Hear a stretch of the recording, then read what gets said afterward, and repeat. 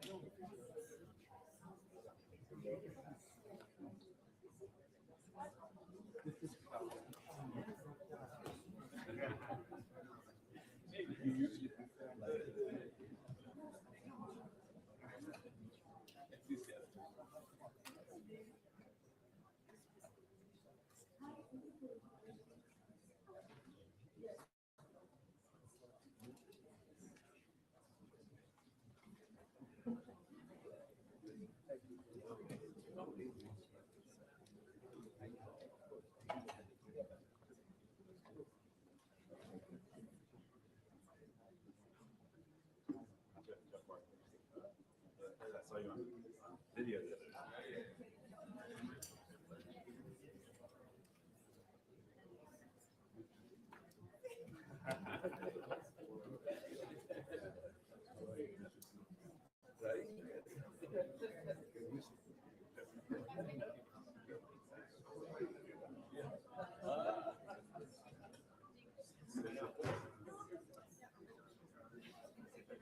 Thank you for all your work. I know your work. Very hard, very diligent.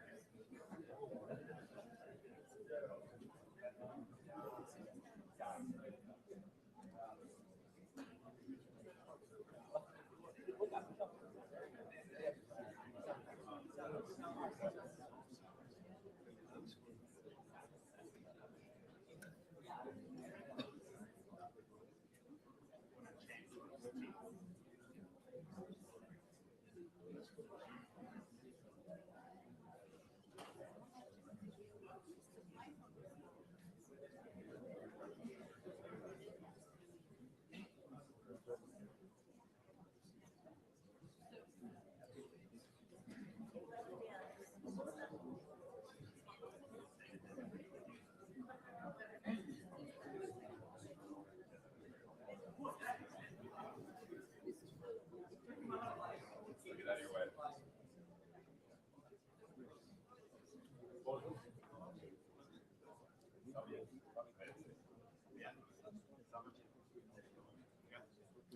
Every day.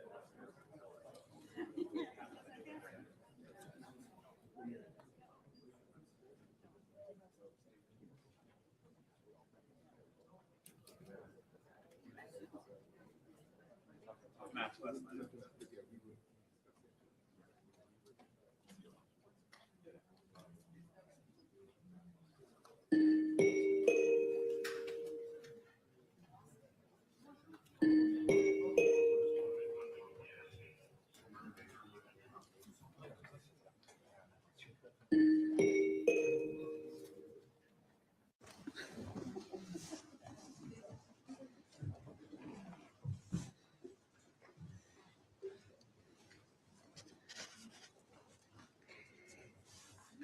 Declaro abierta the 10,184th meeting of the Security Council is called to order.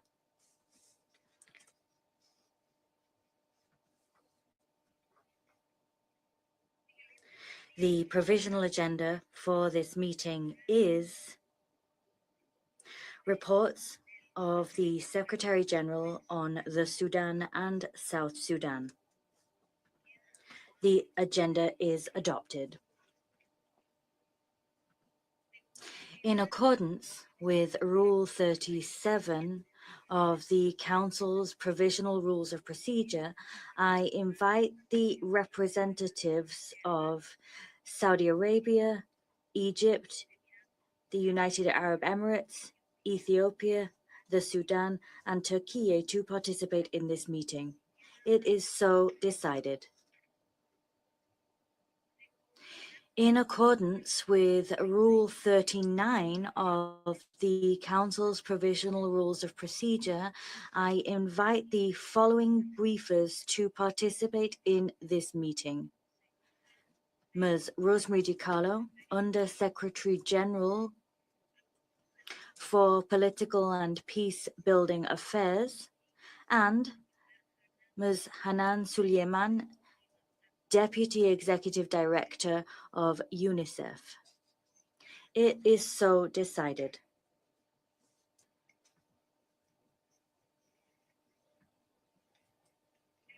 The Security Council will now begin its consideration of item 2 of the agenda. I now give the floor to Ms. Rosemary DiCarlo. You have the floor, Madam. Madam President, thank you for the opportunity to brief today on Sudan. Let me begin with a few words on El Obeid in North Kordofan State. Last week, the Secretary Secretary General warned of the catastrophic consequences for civilians should the fighting in El Obeid intensify further. Over the past 2 weeks, drone strikes by both parties in the area have increased significantly, while the rapid support forces have expanded their presence around the city. An escalation in El Obeid would place hundreds of thousands of civilians at immediate risk of large-scale violence. The High Commissioner for Human Rights has issued a stark warning of an impending human rights disaster if this offensive is not halted. A full-scale battle would trigger new waves of displacement toward already overstretched areas and deepen instability across the wider Kordofan region. It would likely be prolonged, further entrenching the parties' positions in negotiations and narrowing the space for mediation and political engagement. Once again, we call for restraint from all parties and urge them to take all necessary measures to respect and protect civilians. The window to avert a wider escalation in El Obeid is rapidly narrowing. Madam President, beyond El Obeid, fighting in Sudan continues on multiple fronts. The wider Kordofan region remains the epicenter of the conflict, with intensified fighting taking place around Dilling, Kadugli, and Baba Nusa as both parties continue to contest key strategic areas. Drone strikes on bridges and transport corridors across Darfur and Kordofan in recent weeks have wreaked havoc on humanitarian routes and isolated communities. The security situation in White Nile and Blue Nile states also remains volatile, with continued clashes in Kermuk, Gessen, and Bau localities as the parties fight for territorial gain. Along with these developments, the civilian death toll continues to rise every day. The growing use of drones is making the conflict more unpredictable, more geographically dispersed, and more lethal for civilians. While the rainy season has traditionally brought a reduction in fighting, the drone activity means there will be no respite for civilians, as it is expected to continue throughout the rainy season. Madam President, the parties could not sustain this pace of fighting without the sophisticated weaponry they obtain through external support. We renew our urgent call on all external actors to use their influence to help end this war rather than be complicit in it. Let me be clear. There are clear warning signs of worse things to come if we don't act. Sudan's escalating conflict is unfolding amid rising tensions between Sudan and neighboring states. In early May, tensions escalated between the Sudanese and Ethiopian governments following allegations of interference in each other's internal security situations. Tensions also remain high between Sudan and Chad following clashes earlier this year and continued instability on their shared border. These tensions risk becoming drivers of further escalation, drawing neighboring states more directly into the conflict. Madam President, we continue to support all efforts to reduce violence, including the Quad's initiative to secure a humanitarian truce. We call on the parties to engage in these negotiations in good faith to make much needed progress towards a truce agreement. At the same time, it has become clear that knowing Sudan's political future looks like it is key for the parties and their allies to agree to stop fighting. They want a roadmap for what happens the day after they agree to lay down their weapons. So we must in tandem continue efforts towards a permanent ceasefire and a sustainable political solution. Central to progress on the political front is the strong partnership among the quintet members, the African Union, the European Union, the Intergovernmental Authority on Development, the League of Arab States, and the United Nations. In early June, the quintet convened consultations in Addis Ababa with a broad spectrum of Sudanese civilians. Participants expressed a wide range of views on the modalities for and participation in a future process reflecting the pluralism of Sudan's society. But they all endorse the urgent need for a Sudanese-owned and led political dialogue facilitated by the Quintet. This is an encouraging development. The Quintet will now build on this progress and engage with an expanded range of Sudanese stakeholders in the coming weeks.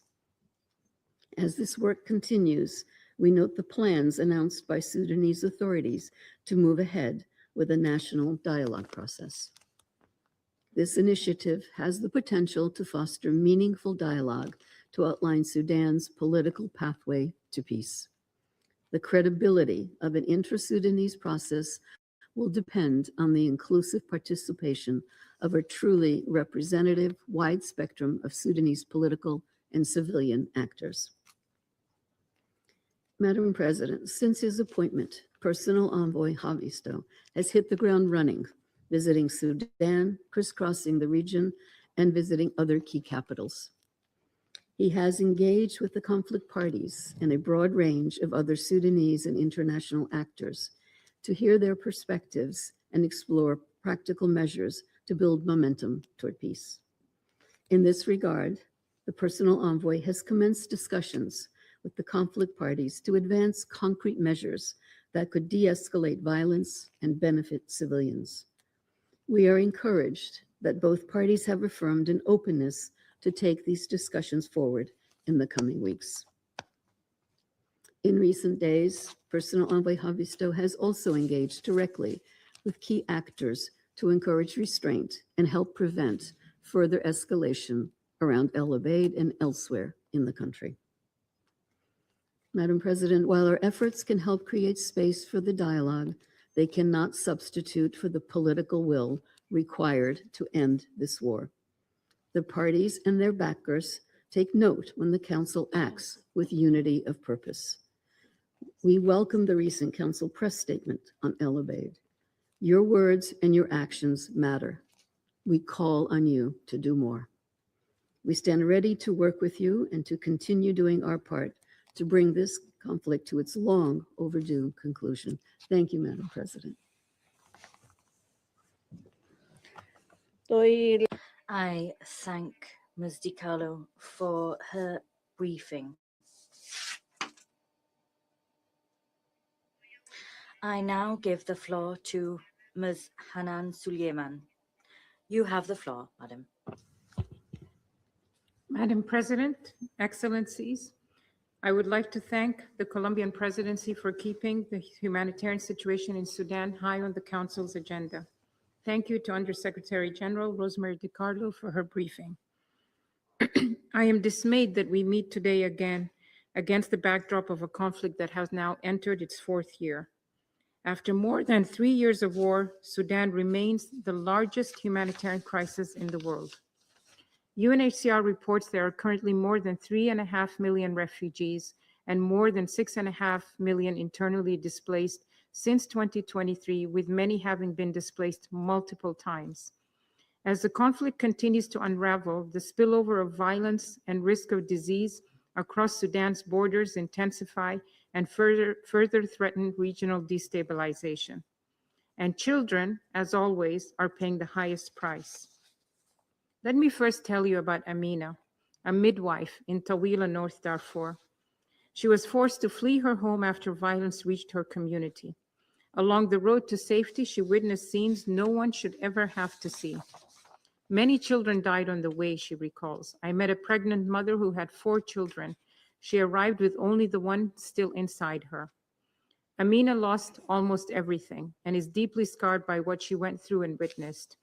Yet today, she continues to help mothers deliver babies safely.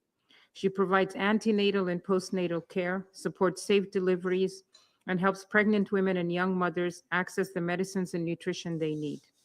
When asked why she continues, she says simply, "I still have even after losing everything." Today, millions of children across Sudan are relying on people like Amina to survive. Yet even their extraordinary commitment cannot compensate for a conflict that continues to destroy the systems children depend on for life itself. Excellencies, my greatest immediate concern today is the escalating violence in North Kordofan. As fighting intensifies in and around the Lubaid, an estimated 500,000 civilians are at risk. Children are at an immediate and growing danger of being killed, injured, displaced, or exposed to other grave violations.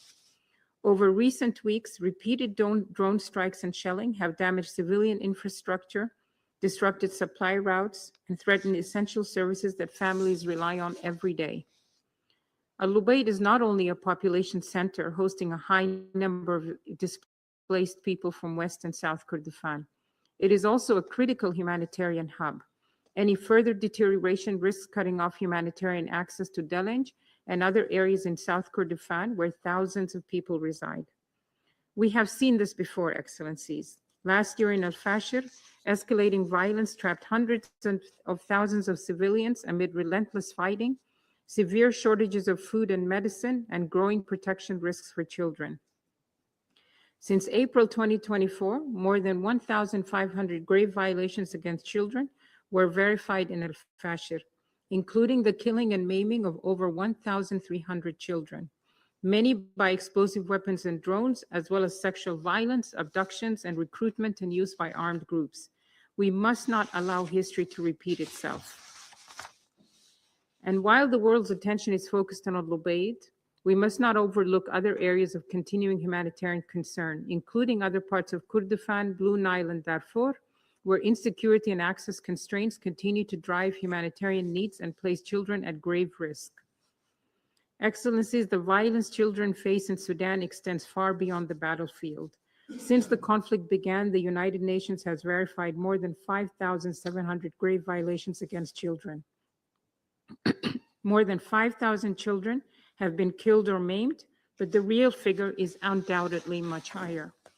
Children are being killed in their homes, they're being injured while fleeing violence, they're being caught in crossfire, shelling, drone strikes, and attacks using explosive weapons in populated areas.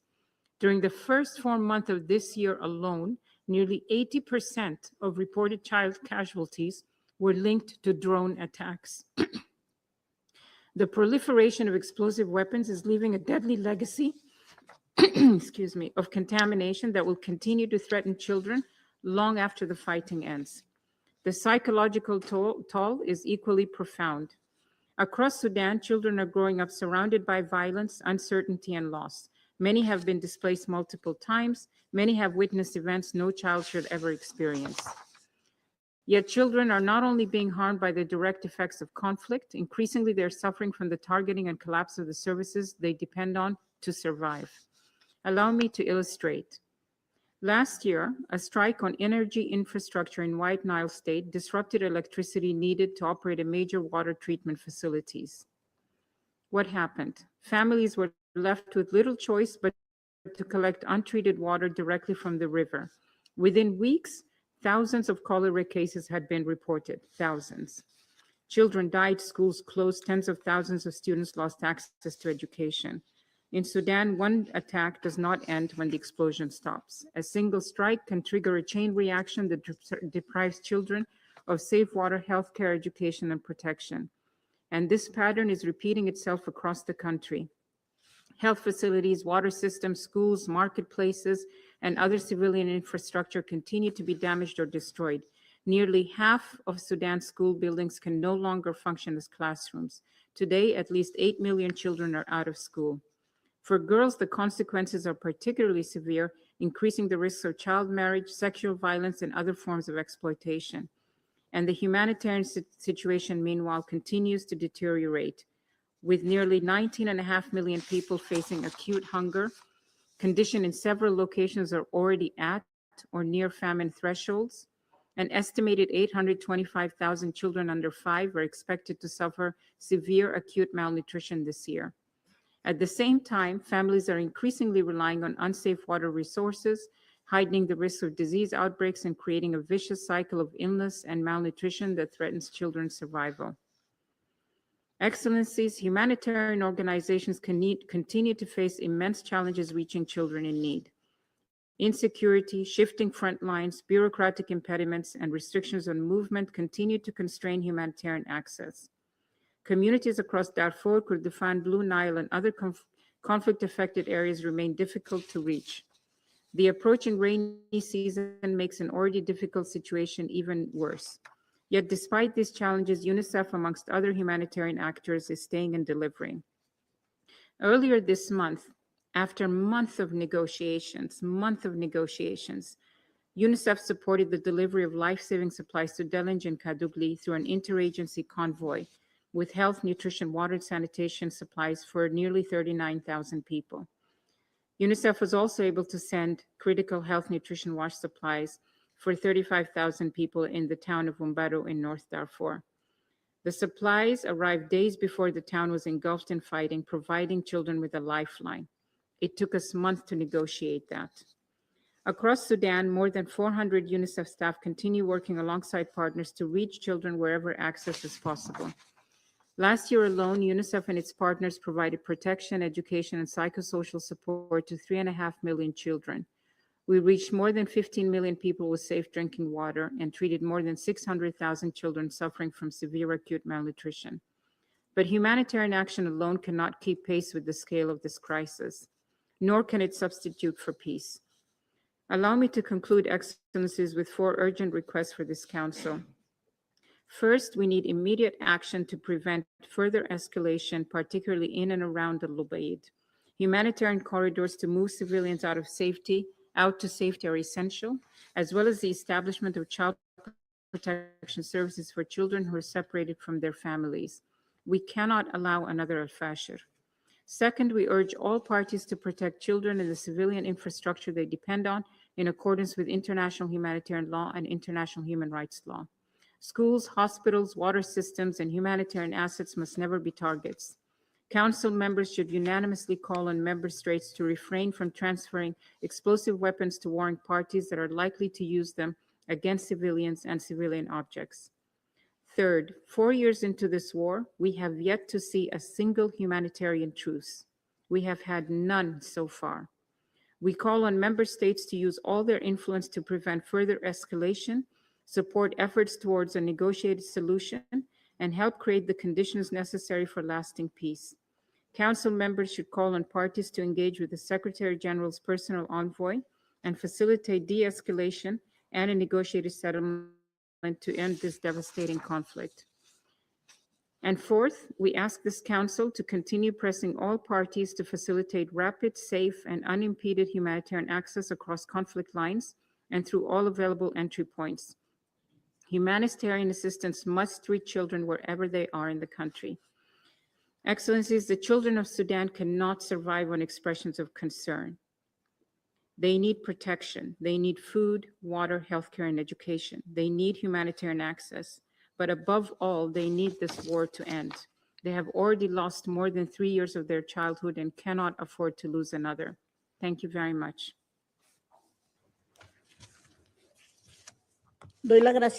I thank Ms. Suleiman for her briefing. Pending the election of the chairs and vice chairs of subsidiary bodies, and following the understanding reached among Security Council members in this regard, I have the honor to report to the Security Council on the work of the committee established pursuant to Resolution 1591 of 2005. For the sake of brevity, I will not read out the report in view of the fact it has already been distributed to committee members and will be posted on the committee's website. I now give the floor to those council members who wish to make statements. I give the floor to the delegation of the United Kingdom. You have the floor. Thank you, President. And I thank USG DiCarlo and Deputy Executive Director Suleiman for their briefing today. The United Kingdom is deeply concerned by developments in and around El Obeid and the immediate and escalating risks they pose to the civilian population. I'll make 3 points. First, civilians must be protected and able to leave El Obeid, as called for by this Council on June 20. The Rapid Support Forces must halt their assault, and civilians must be able to leave, and all parties, including the Sudanese Armed Forces, should ensure that they are able to do so. All parties must comply fully with their obligations under international law to protect civilians. We are deeply concerned at the risk of large-scale atrocities. Civilians face increasing constraints on movement, deteriorating access to essential services, and the threat of intensified violence, including from continued drone strikes and attacks on critical infrastructure. As my Foreign Secretary has made clear, El Obeid is on the precipice of an atrocity that would deepen the wounds already inflicted on Sudan in El Fasher. All parties must act now to prevent further harm to civilians. Second, humanitarian actors need to be able to operate safely and without obstruction.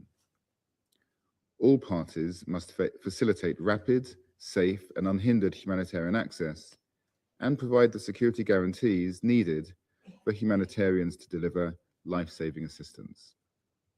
Attacks on humanitarian personnel are unacceptable. Without urgent action, those able to leave the city will not be able to access the aid they need. And finally, this conflict cannot be resolved by military means. Developments in El Obeid underscore the urgent need to halt the fighting and create space for a political pathway. We support efforts towards a humanitarian truce as the most credible route to reducing harm and enabling progress. We commend US leadership and Senior Boulos's tireless efforts on this, as well as the work of the personal envoy of the Secretary General, Mr. Havisto, to support de-escalation. External support continues to sustain this conflict, and we call on those fueling the conflict to cease. Those with influence must exercise it now to avoid further bloodshed. The suffering of the Sudanese people cannot endure. I thank you. I thank the delegate of the United Kingdom for that statement. I now give the floor to the representative of China. You have the floor. Madam President, I wish to thank USD DiCarlo and Deputy Executive Director Suleiman for their briefings. I welcome the presence of the representatives of the Sudan, Egypt, Ethiopia, Saudi Arabia, Turkey. The conflict in Sudan has entered its fourth year. With hostilities raging in multiple parts of the country, the humanitarian situation continues to deteriorate, mediation efforts remain stalled, and the peace long sought by the Sudanese people appears ever more elusive. China believes that the international community should intensify its efforts in the following 4 areas. First, we must promote an immediate ceasefire and an end to violence and prevent further deterioration of the situation. Recently, the RSF deployed substantial reinforcements to Al Baid in North Kordofan state and intensified drone attacks, leading to a sudden escalation of tensions. A Security Council press statement has been issued by Council President demanding that the RSF immediately halt its assault on Al Baid. China has repeatedly stressed that the large-scale atrocities witnessed in Al Fasher must never be repeated. We urge the RSF to exercise restraint, de-escalate the situation, fulfill their obligations under international humanitarian law, and refrain from harming civilians or damaging civilian infrastructure. We call on all parties to the conflict to act in the overall national interest, agree to an early ceasefire, and return to the track of political negotiations without delay. There is no military solution to the conflict. External interference will only aggravate tensions. All parties should do more to promote peace and stability. Second, We must address the humanitarian crisis and alleviate the acute hardship facing the population. The lingering spillover effects of the Middle East conflict, together with the resurgence of Ebola in Africa, have further compounded Sudan's already dire humanitarian situation. China supports the Sudanese government's efforts to resettle returnees and accelerate reconstruction and recovery. We also support humanitarian agencies in strengthening coordination and communication with the Sudanese government to ensure the safe and timely delivery of relief supplies to those in need. We call on all parties to the conflict to ensure the safety of humanitarian workers and to facilitate humanitarian access to the greatest extent possible. The Sudan humanitarian response plan is severely underfunded. The international community should step up contributions and honor its pledges rather than use humanitarian issues as a tool for political pressure. Third, we must strengthen good offices and mediation efforts and advance the political settlement process. China welcomes the Sudanese government's commitment to advancing the implementation of the peace initiative and preparing to launch an inclusive national dialogue. We also note the recent consultations convened by the Quintet in Addis Ababa.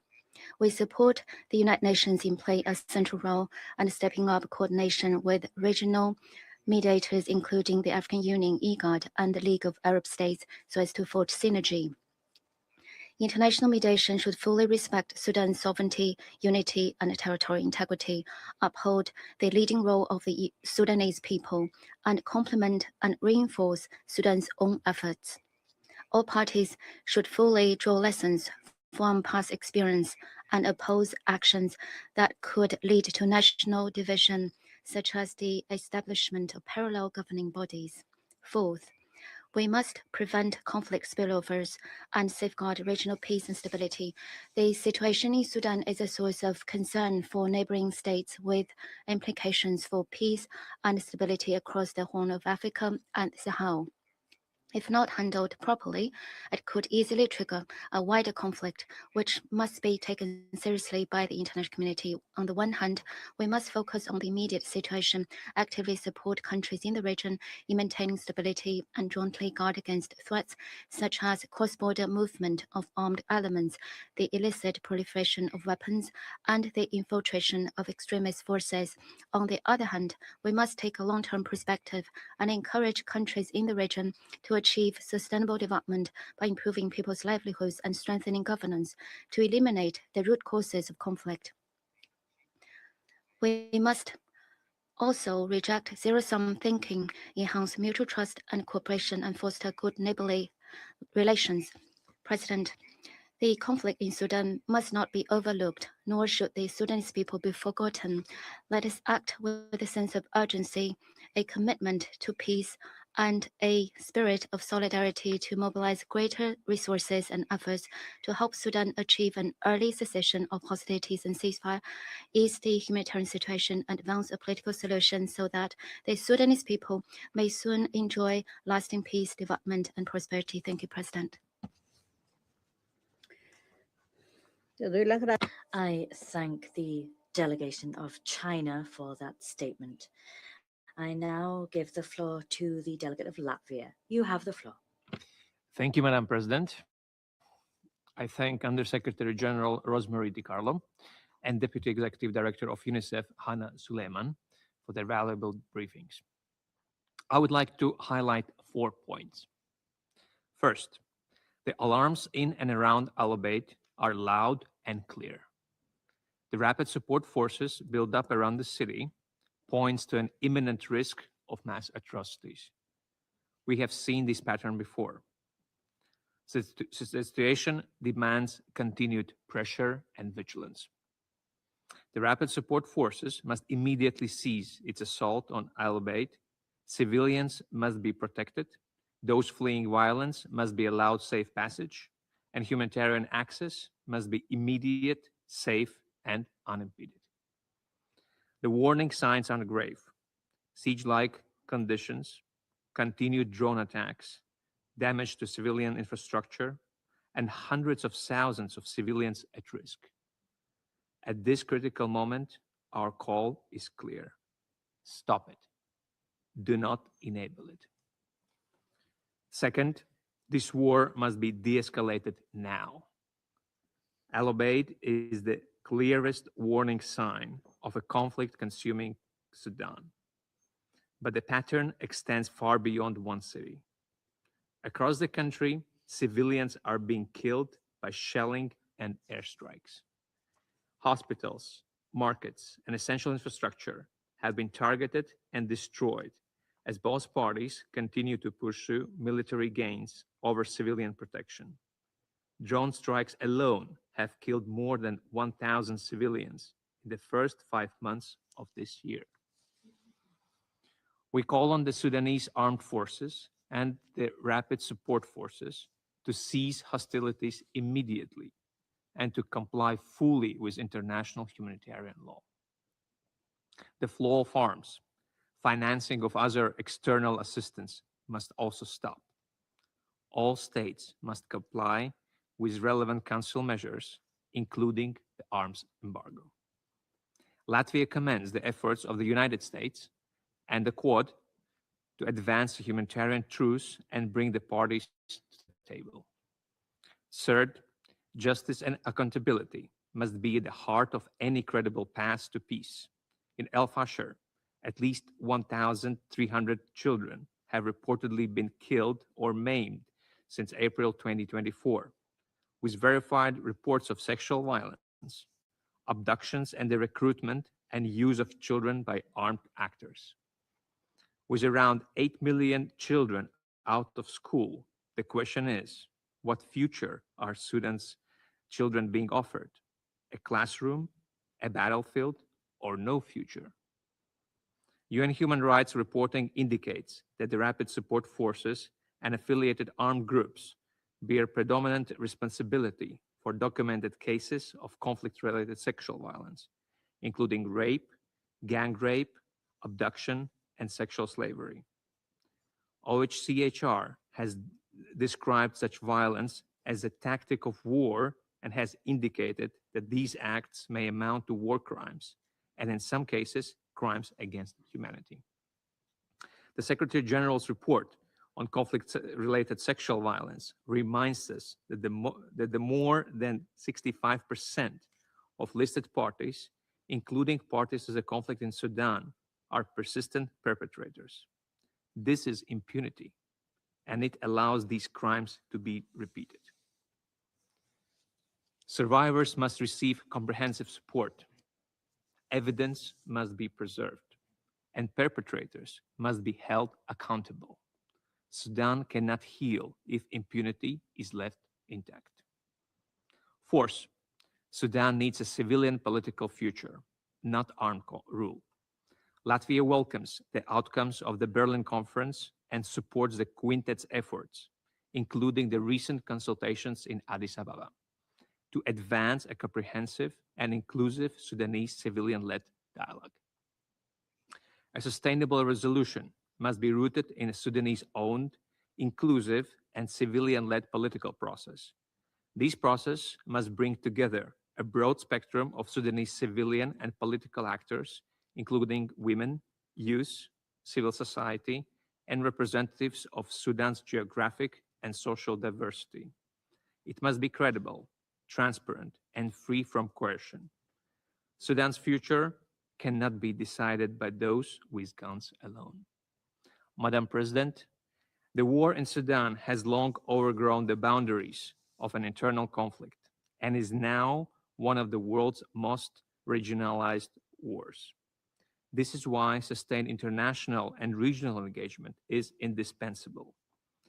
Latvia strongly supports the vital efforts of the Secretary General's personal envoy, Pekka Haavisto, to advance de-escalation, strengthen regional and international coordination, and help restore a Sudanese-owned path towards peace. I thank you. I thank the representative of Latvia for that statement. I now give the floor to the Russian Federation. You have the floor. Madam President, we thank Undersecretary General for Political Affairs and Peacebuilding, Ms. Rosemary DiCarlo, as well as Deputy Executive Director of UNICEF, Ms. Hanan Suleiman, for their briefings. We welcome the participation of Sudan's permanent representative, Al-Harith Idris Mohammed, in this meeting, as well as the representatives of Egypt, the UAE, Saudi Arabia, Turkey, and Ethiopia. The situation in Sudan is regrettably far from stable. The country's government and armed forces continue to resist the onslaught of destructive elements that have chosen to challenge not only the stability and security of civilians, but also the legitimacy of Sudan's current leadership. The situation in Greater Darfur and Greater Kordofan is also challenging. Significant parts of these areas are being held by the rebels. The recent events around El Obeid, which the Council properly assessed in its press statement of June 20th, should leave no doubt as to the true objectives of the enemies of peace, which are to spread chaos throughout the country and create conditions for the partition of its territory. We are convinced that no council member has an interest in such a scenario. Accordingly, in the interest of preventing it, it would seem logical to focus not on addressing the consequences of a confrontation now entering its fourth year, but on finding solutions to its root causes. This requires all of us, without exception, to recognize the need for a more constructive approach by the Council to the situation in Sudan. It is vital to fully take into account the observations and wishes of the country's government, as that government is the sole guarantor of the preservation of Sudanese state institutions and indeed Sudanese statehood itself.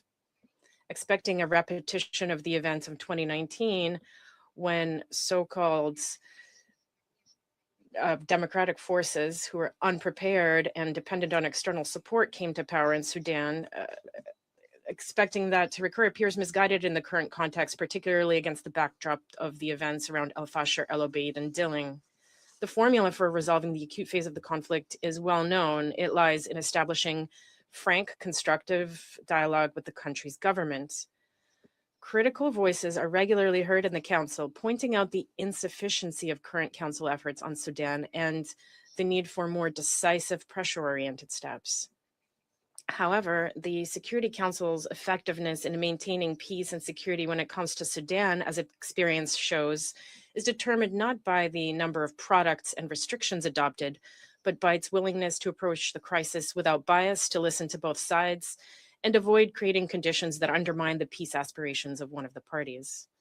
Madam President, at the current juncture, it is critical to mobilize efforts to prevent a repetition of the El Fasher scenario in other cities across the country. That would logically complement the steps taken by the government, which is gradually restoring normal life in the territories under its control.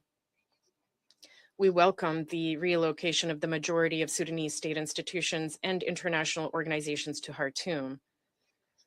We're confident that the Sudanese authorities will do everything possible to enable foreign diplomatic missions to resume operations in the capital. We are not encouraged by the continued attempts of Khartoum's opponents to establish their own parallel government institutions in Darfur and Kordofan. Such actions can only be viewed as a bet on the country's partition. External mediation initiatives on Sudan must also take into account the position of the incumbent government. Arrangements made behind its back, including on the modalities of a future political process, are unacceptable. Following an eventual stabilization, it will be important to ensure a harmonious transition to a national inter-Sudanese dialogue to determine future arrangements for the country. We emphasize that this dialogue should not exclude any influential political, military, or religious force that commands genuine authority among the Sudanese people themselves. It is important to preserve the central and guiding role of the UN in accompanying the Sudanese settlement process. In conclusion, we note that the situation in Sudan cannot serve as a pretext for the geographic expansion of UN Security Council sanctions beyond Darfur. Over many years, these sanctions have failed to become a genuine barrier to the illegal flow of arms into the region. We reaffirm our principled position in support of the sovereignty and territorial integrity and unity of Sudan. Thank you.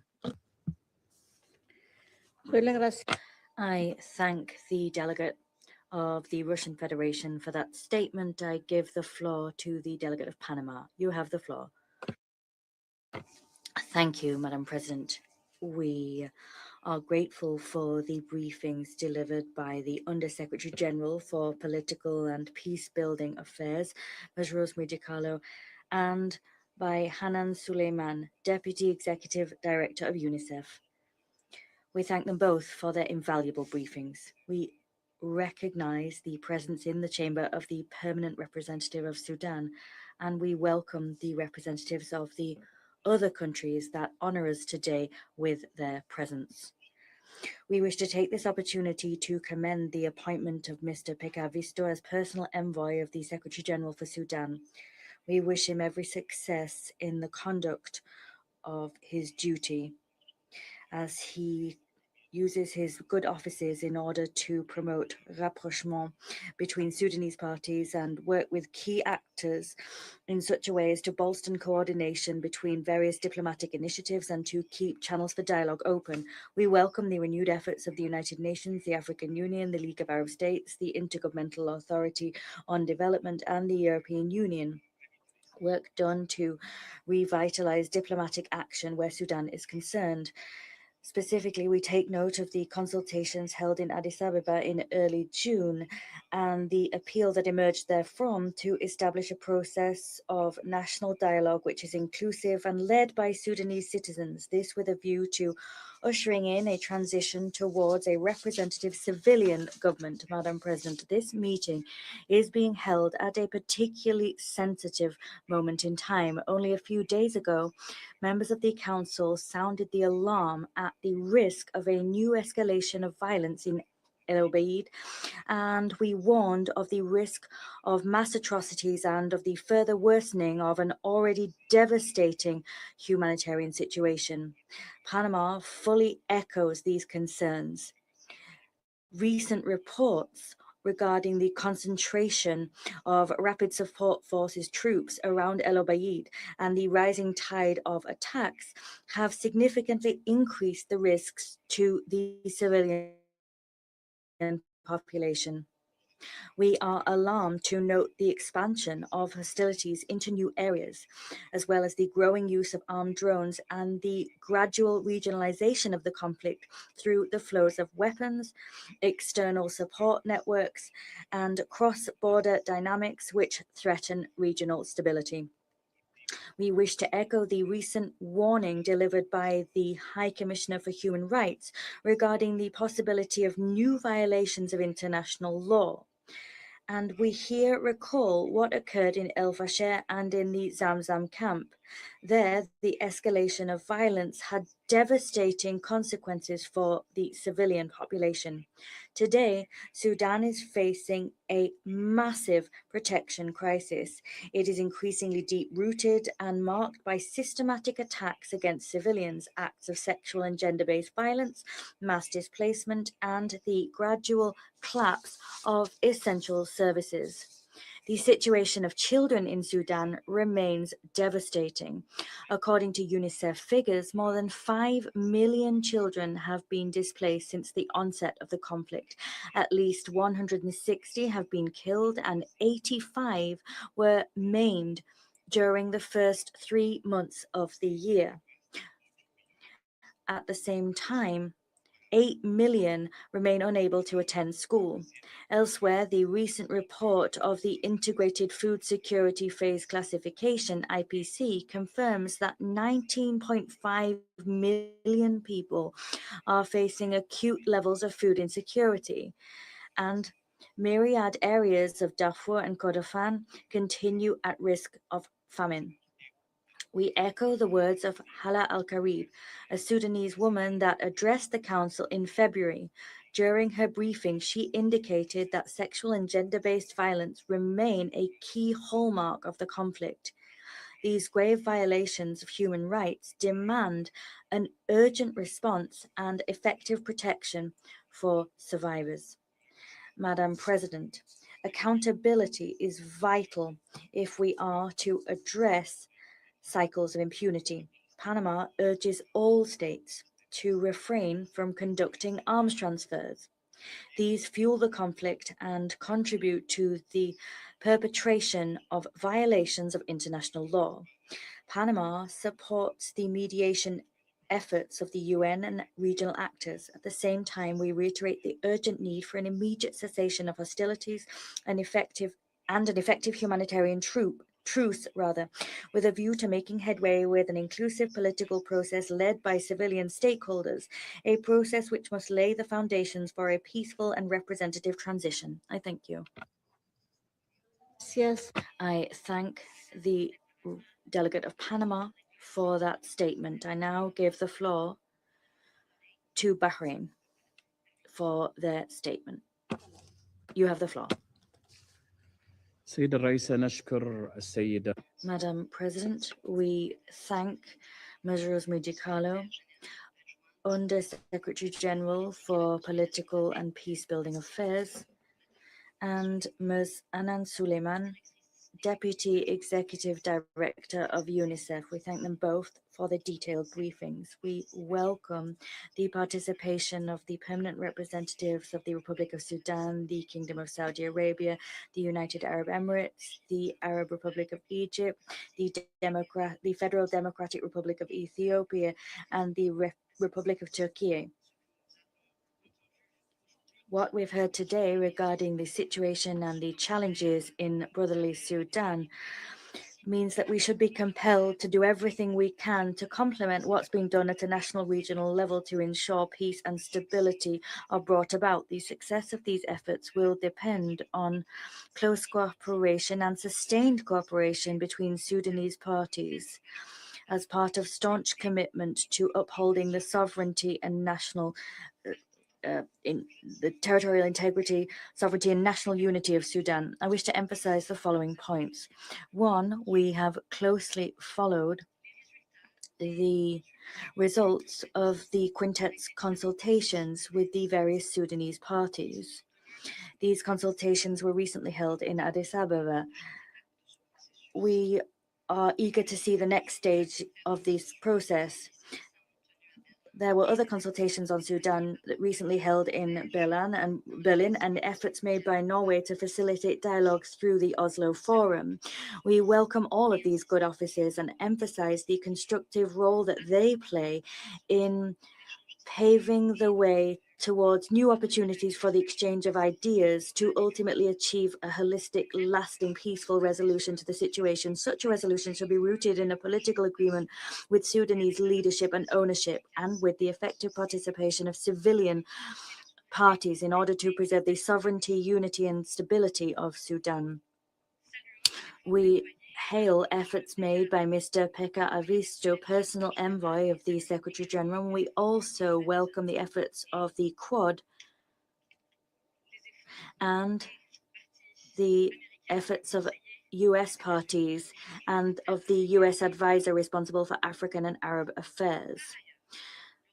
The Kingdom of Bahrain urges all Sudanese parties to continue their serious commitment to initiatives proposed with a view to establishing a national roadmap to promote values of solidarity, cohesion, and to strive towards the implementation of a humanitarian truce, which should lead to a permanent ceasefire.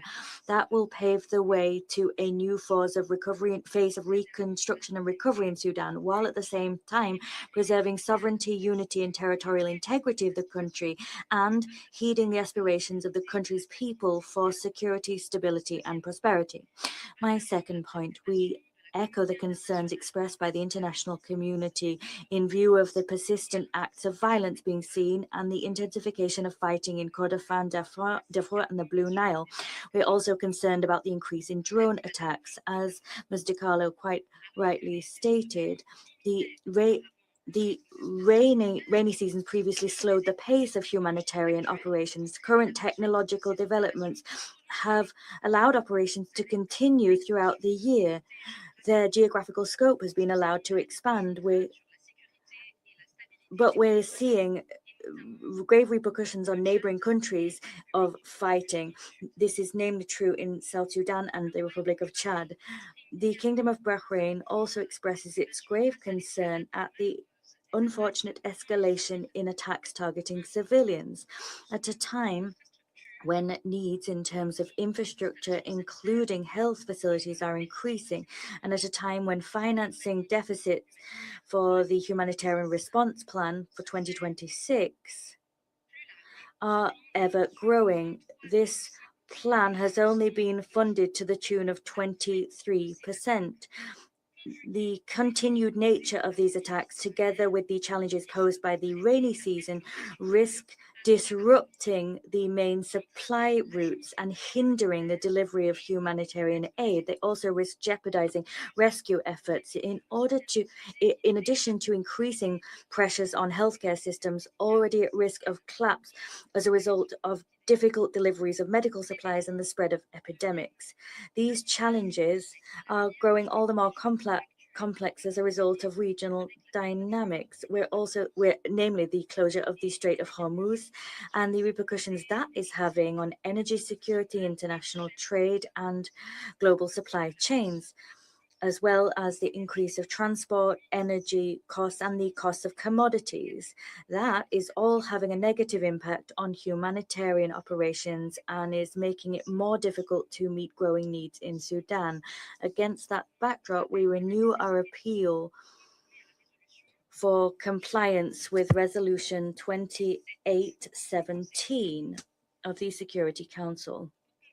To conclude, Madam President, and in view of all of the above challenges, the Kingdom of Bahrain calls upon all parties to comply with international humanitarian law, international human rights law, and the relevant frameworks, including the Jeddah Declaration.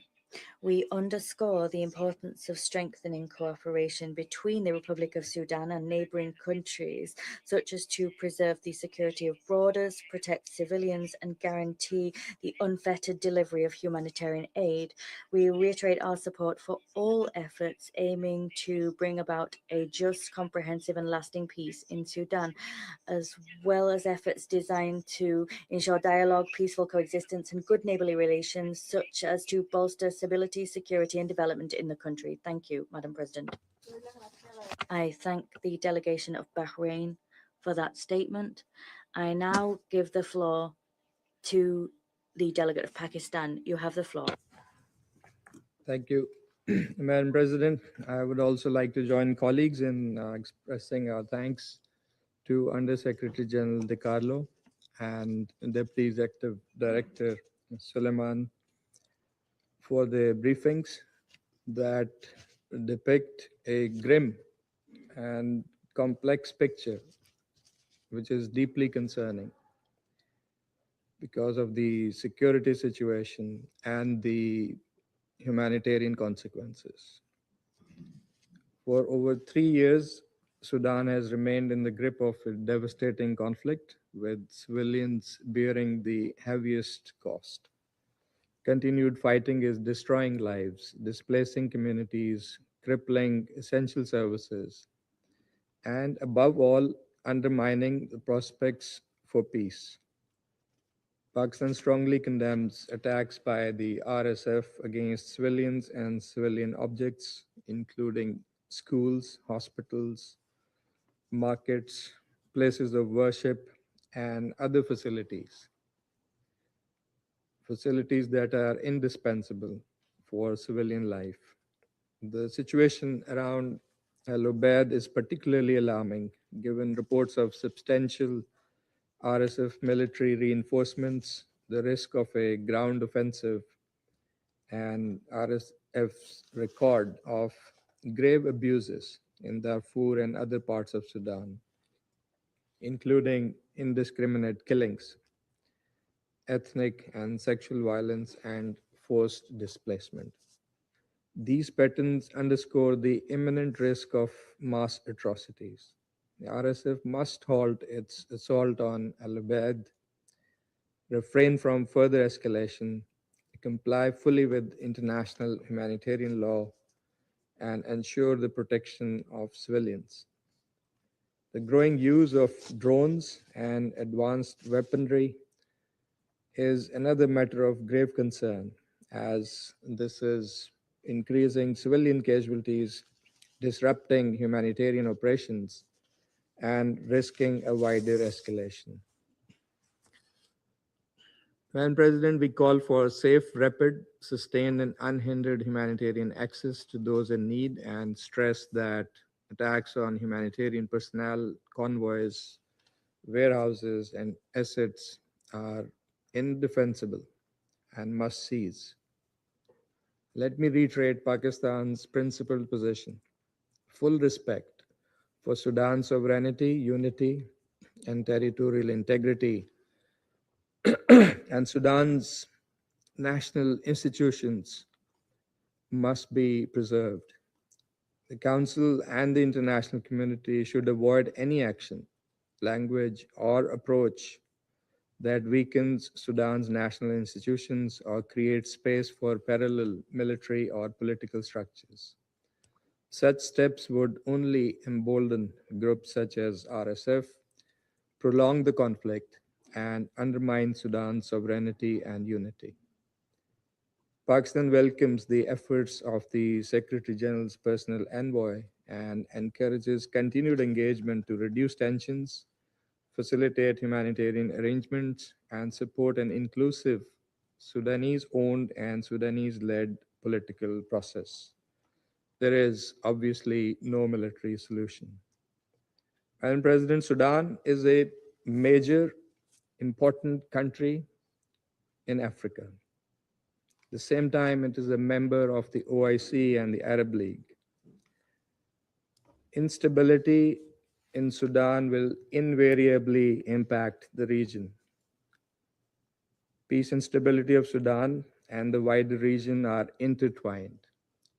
That's why bringing stability to Sudan must be taken as a collective responsibility. Pakistan will therefore continue to support efforts by the United Nations, the African Union, IGAD, the League of Arab States, the Quad, the Quintet, and the regional partners to end the conflict, to protect civilians, preserve Sudan's unity, and help Sudan return to peace, stability, and constitutional order. I thank you. I thank the delegation of Pakistan for that statement. I now give the floor to the representative of Somalia. You have the floor. Madam President, I have the honor to deliver this statement on behalf of the A3 members, namely the Democratic Republic of the Congo, Liberia, and my own country, Somalia. We thank USG DiCarlo and UNICEF Deputy Director, Executive Director Suleiman for their comprehensive briefing. We welcome the participation of the permanent representative of Sudan in today's meeting. Madam President, as the conflict in Sudan entered its fourth year, the A3 remains gravely concerned by the escalating violence in and around Al-Ubaid.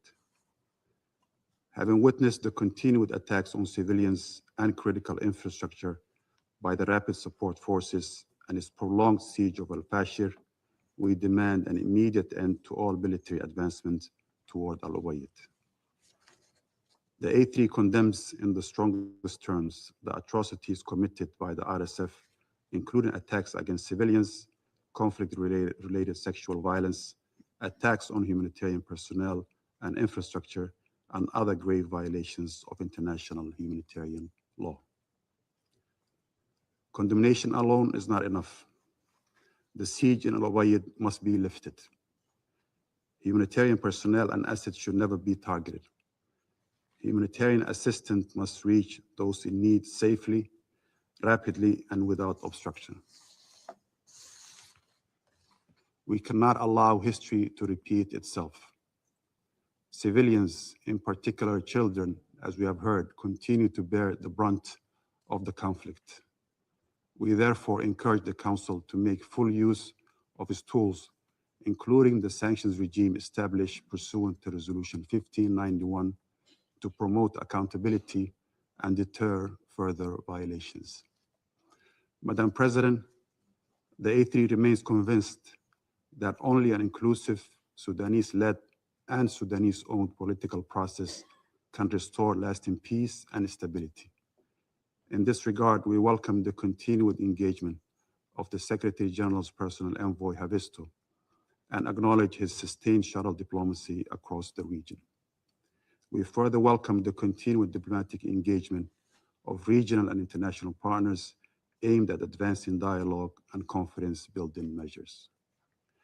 We underscore the central role of the African Union in advancing a political solution and commend its continued engagement in coordination with the United Nations and regional partners. Ensuring complementarity, coherence, and streamlining among the various mediation initiatives remains essential to advancing a unified and effective political process. The A3 also reiterates its support for the Sudanese National Initiative for Peace, presented by Prime Minister Idris before this Council in December 2025. National ownership must remain at the heart of efforts to pave the way for civilian-led transition and sustainable peace.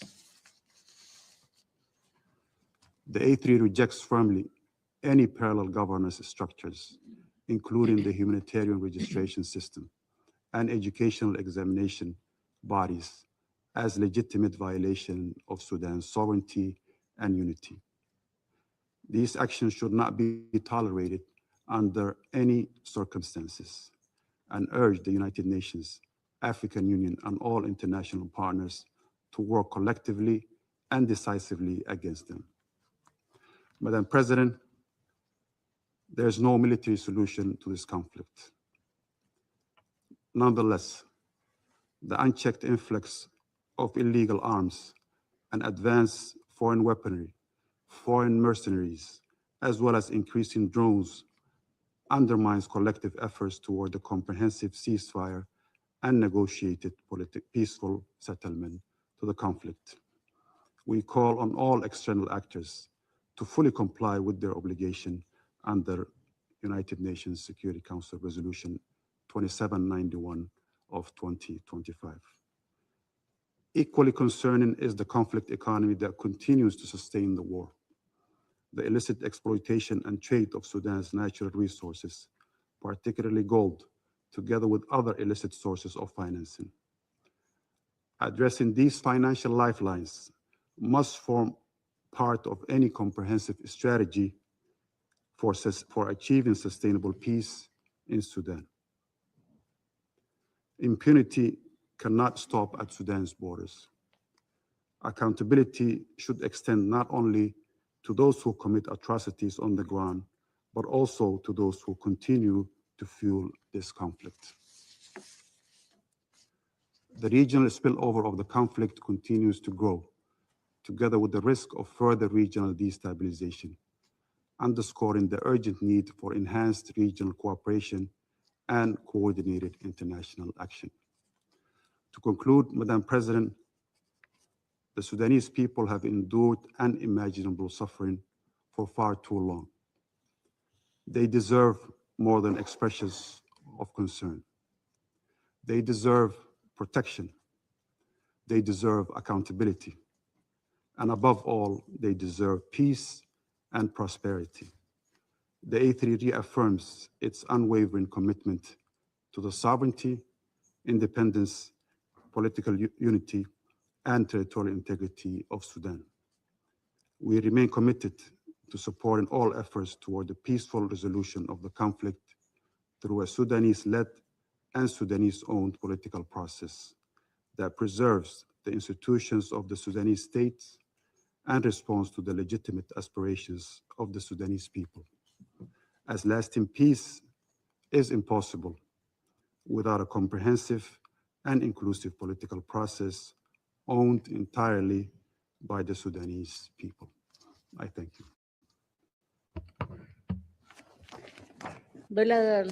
I thank the representative of Somalia for that statement. I now give the floor to the delegate of the United States. You have the floor. Thank you, Madam President.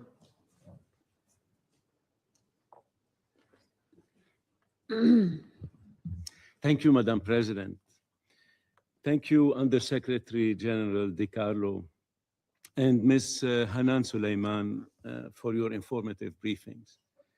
The United States would also like to acknowledge the presence here today of Personal Envoy Pekka Haavisto. Thank you for the fantastic job you have done in your first few months in this role. Your leadership has been instrumental in organizing the quintet and advancing the political track in Sudan, and I greatly appreciate your close coordination and partnership with the United States and other partners as we collectively push for peace and stability in Sudan. Colleagues, it's an honor to be back in the Security Council with all of you, though it is deeply unfortunate that we are yet again gathered in the midst of fighting and civilian suffering in Sudan. As you know, I'm working on behalf of President Trump to spearhead US efforts to achieve peace in Sudan. The situation in Sudan is dire.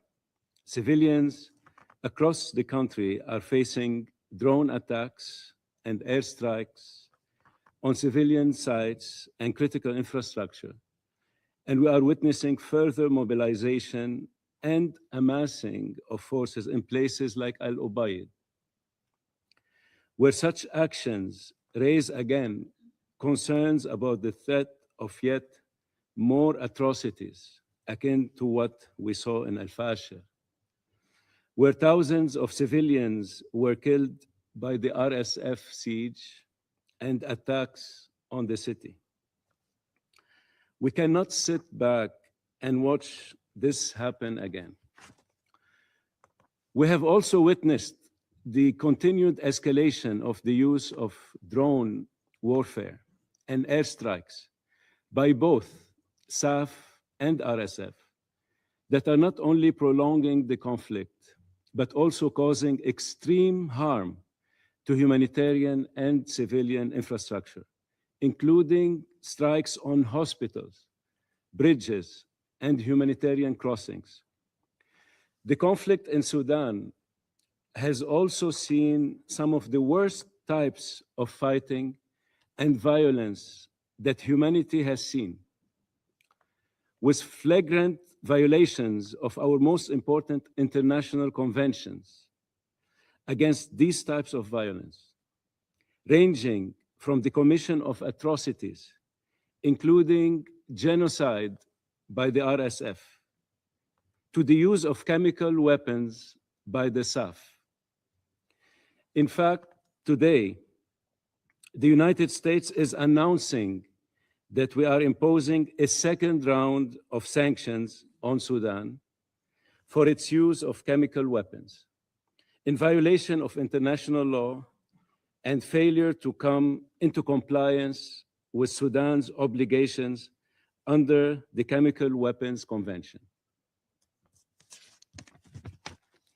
As this war continues, as we witness continued violations of core tenets and conventions of international law, such as the Genocide Convention and the Chemical Weapons Convention, and without full accountability for these actions, Sudan's war risks becoming a war on the very foundations of international law that underpin the core mission of the United Nations and the international system to maintain global peace and security. Meanwhile, hindrances to humanitarian aid abound. Cholera is spreading. Millions of civilians are displaced, often to camps or areas without any food or shelter. Children are going hungry instead of going to school. Airstrikes continue to target aid convoys and civilian sites. Sexual abuse, exploitation, and kidnapping target women and children across the country. And funeral processions are attacked by drones. These are but some of the terrible circumstances affecting millions of Sudanese civilians every day. While this time of year typically brings the rainy season and some sort of reprieve from the conflict, we are seeing both the SAF and RSF turn to their drones supplied by external actors to perpetrate remote warfare, which does not translate to any battlefield successes, but instead just exacerbates the harm to civilians. The Sudanese belligerents are fighting a war of attrition, where the true victims are the Sudanese populace, Sudan's infrastructure, and the safety and security of the entire region. The United States condemns the violence and killing of civilians in the strongest terms, and we call on all parties to the conflict to halt the violence and embark on a path to peace. Now, there's a clear path for peace. It begins with the nationwide humanitarian truce that we have put forward to the parties repeatedly. The truce text guarantees sustained, unhindered humanitarian access across conflict lines and borders, and it sets the stage for negotiating and concluding a permanent ceasefire and creating an environment for genuine and inclusive dialogue. But this has been repeatedly rejected by the Sovereign Council, including this morning's rejection of our most recent text. We know that this truce must not just be written on paper, but implemented on the ground. That is why we are working closely with the United Nations, including the Secretary General's Office, DPPA, OCHA, and the Office of the Personal Envoy for Sudan, as well as many members of this council, to develop a mechanism to support the implementation, coordination, monitoring, and supervision of the truce and any subsequent arrangements, again, if accepted by the parties. We also know that efforts for peace through a truce or ceasefire are only part of the solution. We must at the same time also advance the civilian track and lay the groundwork for a democratic and inclusive civilian-led transition process. As was affirmed by 22 states and organizations in April in the Berlin Principles for Sudan, it is critical that there be an independent, inclusive, and transparent civilian-led dialogue and transition process to lay the foundation for durable peace and the restoration of civilian rule. I again commend the work of the quintet on this front, as the coordinated efforts of the United Nations, the African Union, the European Union, IGAD, and the League of Arab States represent an important opportunity to move forward this civilian track. We should all support their efforts for dialogue and resist efforts to conduct forum shopping or establish competing dialogues. This process must be free of control or undue influence by any one party. And it must be independent of extremist groups. I've said it before, and I will say it again. Efforts by Islamist networks or any extremist political movement to manipulate this conflict, derail a civilian transition, or reassert authoritarian control will not be tolerated by the United States. It is clear that external support to the parties continues to prolong the fighting. Drones, military vehicles, and other weapons continue to flood Sudan and terrorize the Sudanese people. As more than a dozen countries are providing some form of military support to Sudan's warring parties, that external support has flooded Sudan with weapons, prolonged the fighting, and created new means and opportunities for the fighting between the SAF and the RSF to bring more harm to innocent civilians across Sudan. That is why we believe there's a need to consider options for expanding the current arms embargo on Darfur, to apply nationwide, or to pursue a new embargo on arms for all Sudan. More external support is only inviting yet more countering external support, creating a runaway race to the bottom, a death spiral in which Sudan's people are caught. In particular, the use of drone warfare continues to obstruct the peace process. Drones are easier to manufacture and more difficult to track down than ever before. We see drones being deployed against civilians, civilian infrastructure, and key aid routes, all while their lack of identifiers and remote operability hinder the 1591 committee's ability to hold perpetrators accountable. I ask the 1591 committee to consider what we can do to rein in this deadly evolution of warfare. I would also like for us to consider the role gold plays in fueling this conflict.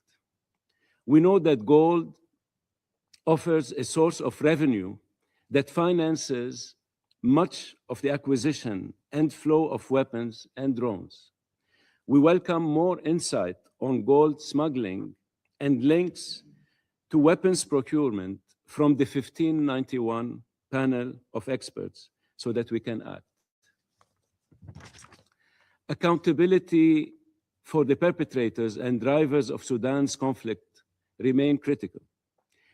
In addition to a second round of chemical weapons-related sanctions, which I just announced, the United States also is announcing today, or has just announced the imposition of sanctions on 8 individuals and entities for their connection to procurement and recruitment networks that have allowed the SAF and RSF to escalate the scale of intensity of fighting and further threaten the stability of the region.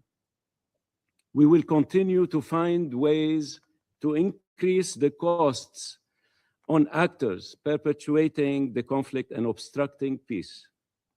We, the international community, must act on behalf of the Sudanese people, not on behalf or in support of either warring party. Throughout this brutal conflict, the Sudanese people have been resilient and courageous. They deserve more from all of us. This council is not powerless. It can make a real difference in Sudan. Let's act now. The United States remains committed to working with all of you to end this tragic conflict and support a peaceful civilian-led future for Sudan. Thank you, Madam President. I thank the representative of the United States for that statement. I now give the floor to the representative of France. You have the floor. Merci. Thank you, Madam President. I thank Undersecretary General Rosemary DiCarlo, as well as Deputy Executive Director of UNICEF, Ms. Hannah Suleiman, for their briefings and in particular for the very serious alert regarding the situation at El Obeid. The reports of the panel of experts confirm the fact that in Sudan, the parties to the conflict continue their destructive, reckless pursuits. They bear responsibility for one of the worst humanitarian crises in recent history, which is, in addition, destabilizing the entire region. It is therefore urgent to bring an end to it. I will emphasize 3 points today. First, the priority is the conclusion of a ceasefire across the entire territory of Sudan. The Sudanese armed forces and the rapid support forces, as well as their respective allies, must cease hostilities and engage in good faith in direct negotiations. This ceasefire will need to be accompanied by credible monitoring and verification measures. France urges the rapid support forces to immediately cease any action liable to endanger civilians and provoke further atrocities in El Obeid. We support the efforts of the Secretary General's personal envoy, Mr. Pekka Haavisto, in this regard to achieve a de-escalation, and we more broadly support all of his action in pursuit of peace.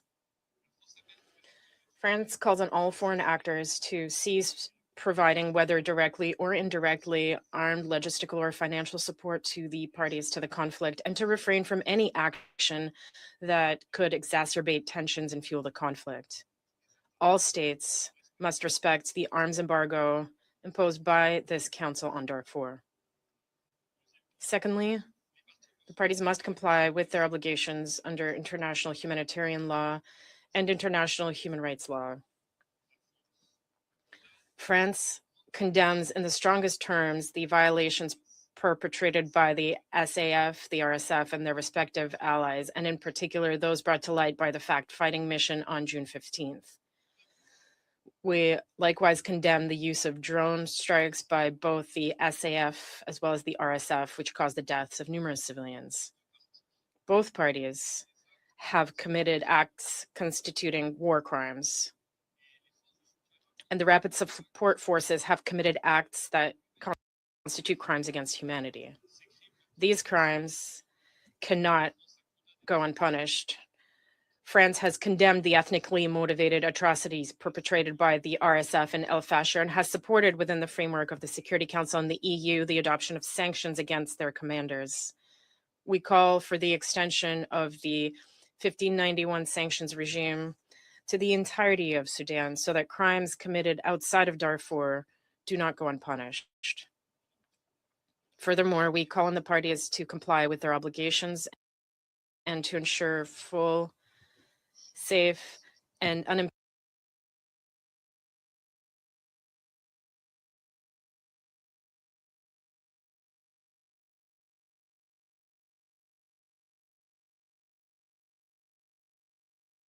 supports the efforts of the Quad and the Quintet to achieve a humanitarian truce followed by a permanent ceasefire. I welcome the presence here with us today of Mr. Assad Bose, the Special Advisor of the President of the United States for Africa. These efforts allowed to enable the much needed independent, inclusive, transparent, and civilian-led political dialogue so as to relaunch a transition process and create the conditions for lasting peace and the reestablishment of civilian governance, and ultimately to preserve the unity of this country under threat. Finally, France reaffirms its unwavering commitment to the sovereignty, unity, and territorial integrity of Sudan. It rejects any unilateral initiatives that risk leading to its partition. The continuation of the conflict by the parties only increases that risk. Madam President, to summarize, France has 4 demands to the SAF and RSF. First, safe and unhindered access for humanitarian assistance across the territory of the country on the basis of a humanitarian truce. Second, the conclusion of an immediate ceasefire across the country that would in particular cover El Obeid. Third, the resumption of good faith negotiation that ensure the ceasefire is a lasting one, and fourth, engagement in an inclusive civilian-led political process to allow for a democratic transition to which the Sudanese people aspire. The party's insistence on resorting to arms remains the principal obstacle to peace in Sudan. Our responsibility as members of this council is to promote and negotiate settlements to the conflict in the spirit of the principles of all the parties who participated in the Berlin conference recently. We must overcome our differences and act commensurately with what is at stake. The Sudanese people have already suffered far too long. Thank you. I thank the representative of France for that statement. I now give the floor to the representative of Greece. You have the floor. I also thank USG Rosemary DiCarlo and UNICEF Deputy Executive Director Hannah Suleiman. Let me also thank the United Kingdom for its sustained efforts, including the recent adoption of the Security Council press statement. At this critical juncture, it is essential that the Council continue to speak with one voice in support of de-escalation, the protection of civilians, and unhindered humanitarian access. Madam President, allow me to highlight 3 key points. First, on the security dimension, Greece remains deeply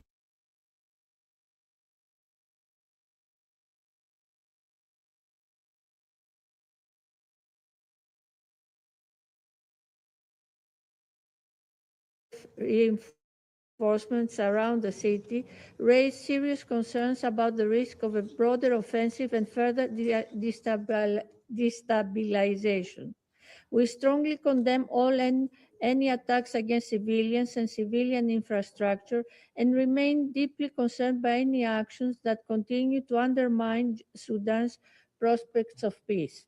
We urge for immediate de-escalation in the vicinity of El Obeid in order to avoid further deterioration of the humanitarian situation and the risk of civilian casualties. There can be no military solution to this conflict. Only a genuine negotiated political process can bring lasting peace and stability to Sudan and ensure the protection of civilians and unhindered humanitarian access to non-combatants. Second, on the humanitarian dimension, the situation remains catastrophic.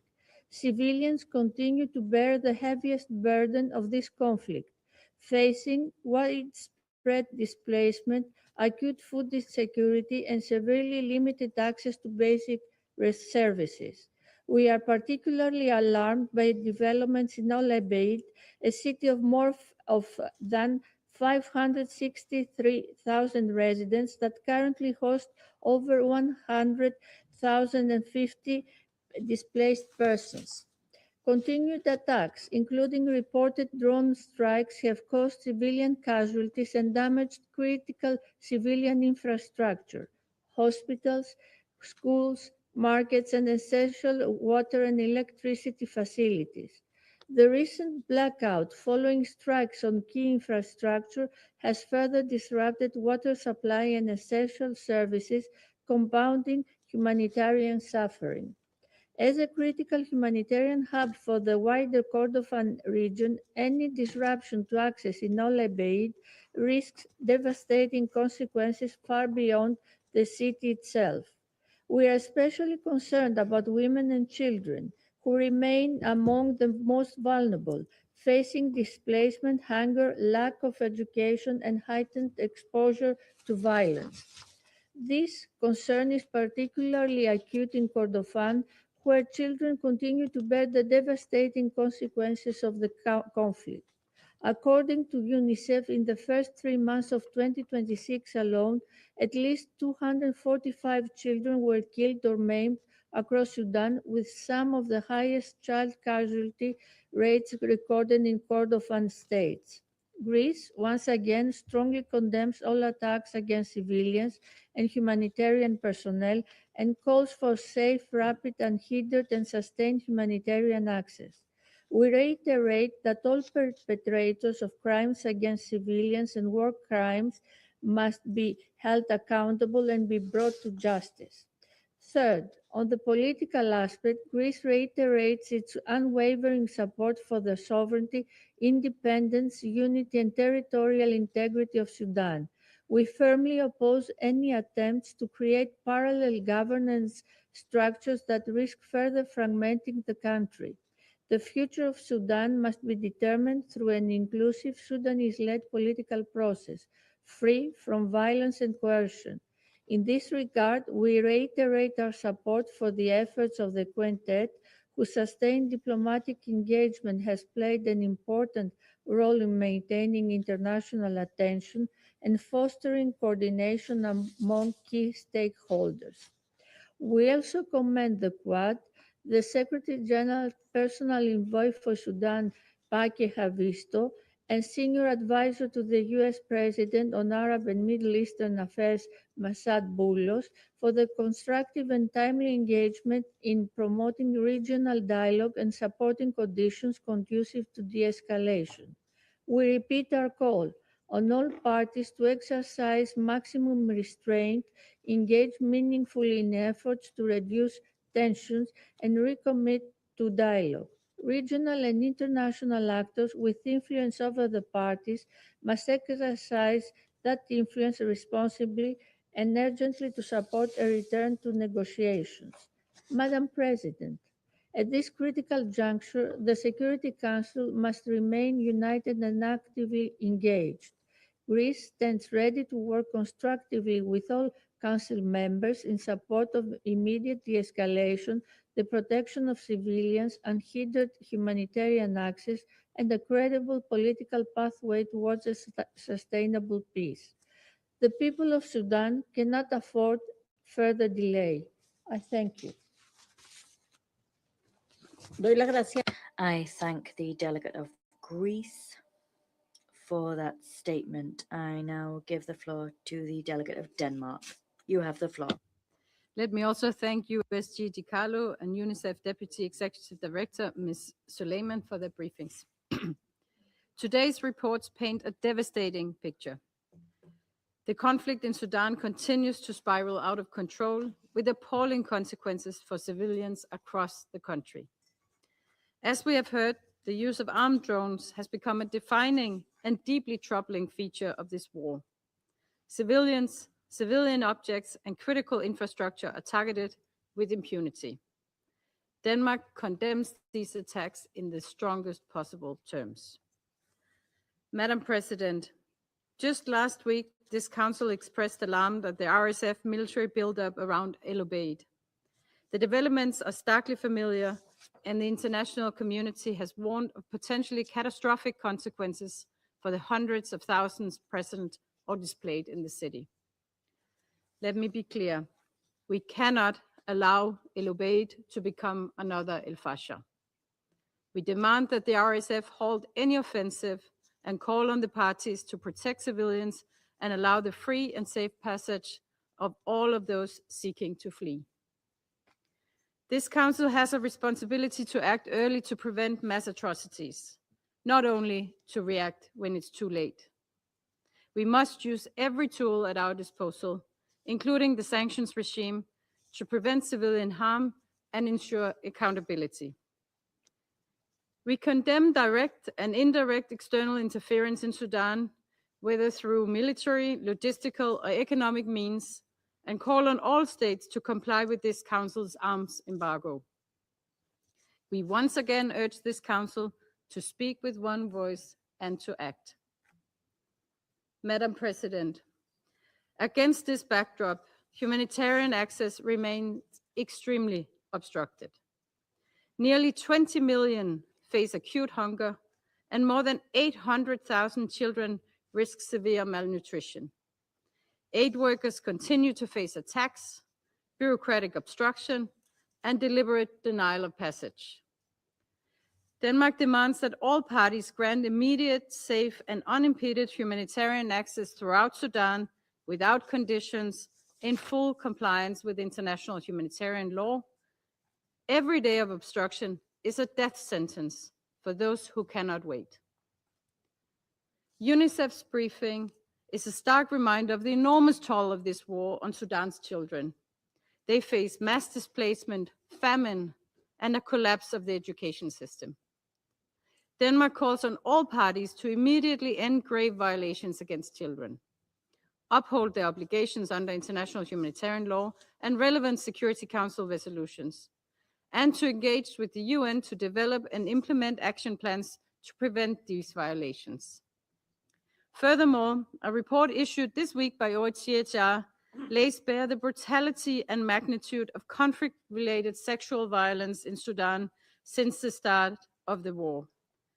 Accountability for these crimes must be pursued.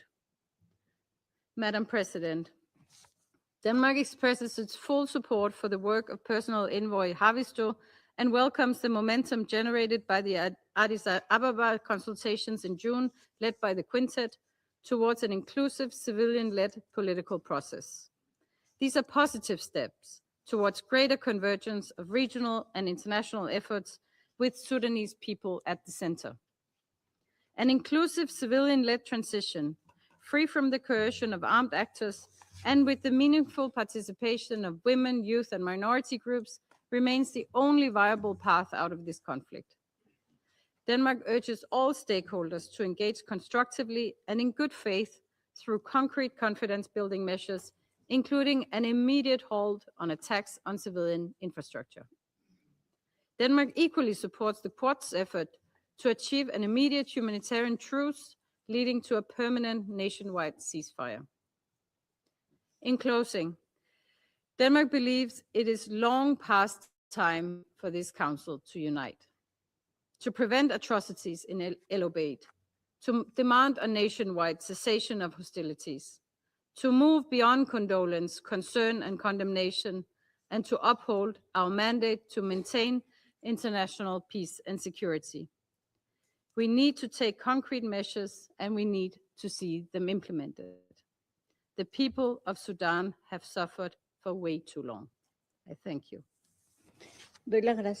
I thank the representative of Denmark for that statement. I shall now make a statement in my capacity as the representative of Colombia.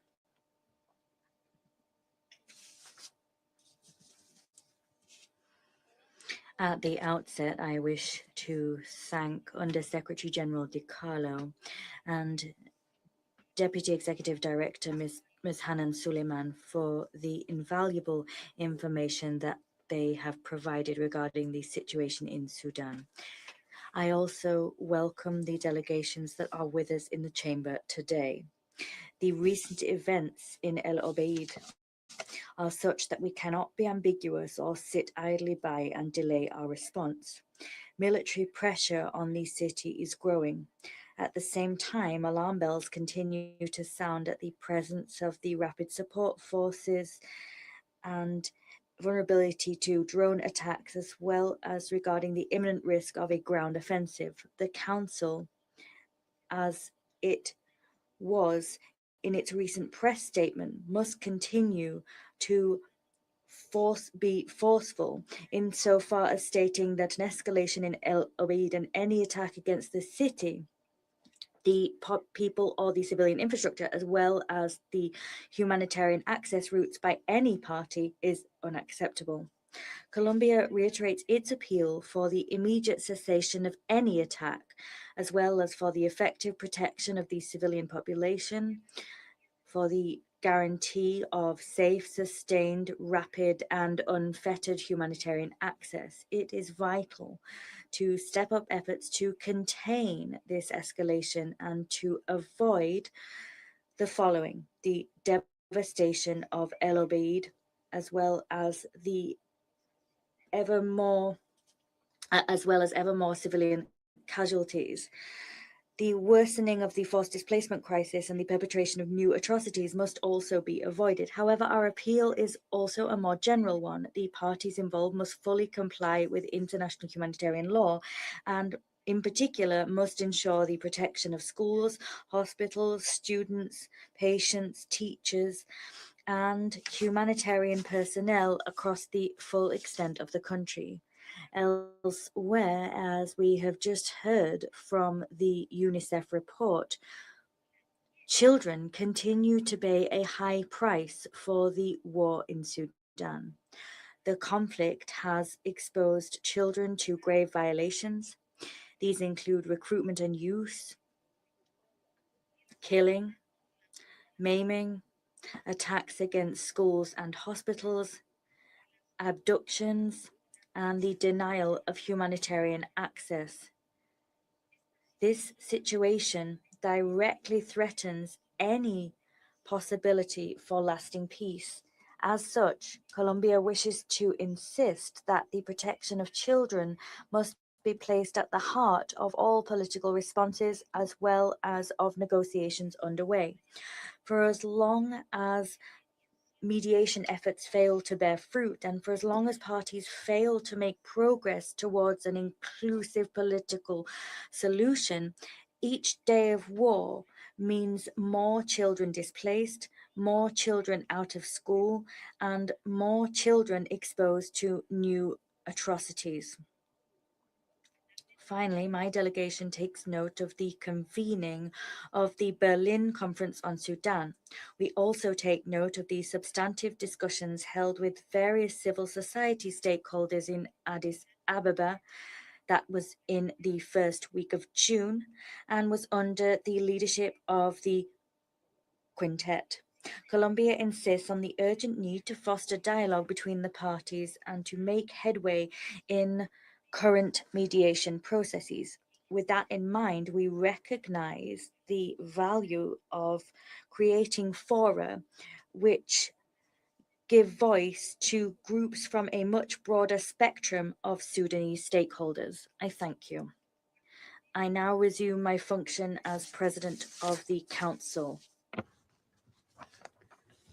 Doy ahora la palabra. I now give the floor to the delegation of Sudan. You have the floor.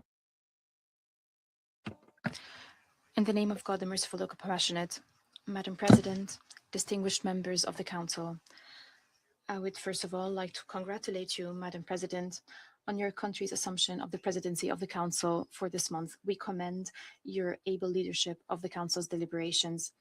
I also wish to thank Ms. Rosemary DiCarlo, Under-Secretary General for Political and Peacebuilding Affairs, and Ms. Hanan Sulaiman, Deputy Executive Director of UNICEF, for their valuable briefings. We welcome the participation of the personal envoy of the SG. We hope his efforts contribute to ending the war in Sudan. We will completely cooperate with him to achieve this goal. Madam President, the government of Sudan has spared no effort in achieving peace. We accepted regional and international initiatives aimed at ending the war and addressing the humanitarian situation. We confirmed our readiness to engage with any initiative that would lead to ending the war. The Jeddah Declaration was signed in May 2023. However, the militia was intransigent and insisted on remaining in government institutions, public service facilities, citizens' homes, civilian property, and hospitals. This led to a flagrant violation of the Jeddah Declaration. This undermined the effectiveness of the declaration. Sudan has accepted a number of mediation efforts by countries from the region, the Middle East, and Europe. We also agreed to engage with the efforts of the United States administration and efforts undertaken by Egypt, Saudi Arabia, and Turkey to stop the war through the Quad, despite our reservations about the participation of the United Arab Emirates as a mediator. Sudan is already engaged with the Secretary General's Special Envoy. However, the government was not invited to participate in meetings held in Paris, Geneva, London, and Berlin. Sudan believes that any sustainable settlement must be purely Sudanese, Sudanese-led and Sudanese-owned, based on the will of the United Sudanese people. We welcome any external support that helps bring views closer and support peace efforts. Sudan further believes that the multiplicity of fora and negotiating tracks has hindered settlement efforts. Efforts are fragmented and lack coordination. In addition, some mediation processes have not included all parties and influential actors from the Sudan. And the root causes of the crisis has not been addressed so far. This is why we have not reached a solid strategy for peace. The position of the Sudanese government includes the following components and are clear. Protecting civilians through the approved national plan. Militia must withdraw from Darfur and Kordofan, as any truce, peace, or ceasefire pursued by mediators without the withdrawal of the militias from one state in Kordofan or one state in Darfur, that means that the country would be fragmented. Proposals were submitted to mediators to ensure that the RSF would withdraw. This is the only guarantee for the unity of Sudan and the halting of the war. Not obstructing humanitarian assistance is important. It is important to facilitate the passage of humanitarian assistance through routes, airports, ports, and the 10 designated crossings.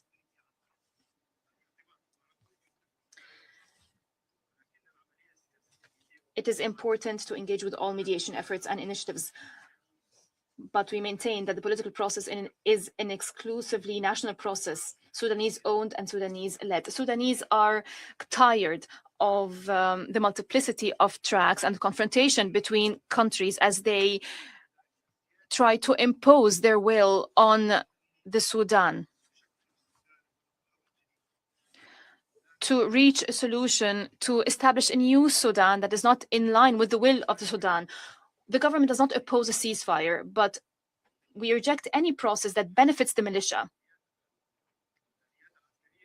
The militia that is building up military capabilities. We reject demands that we withdraw from cities under army control, as these cities provide protection to civilians fleeing from areas under militia control.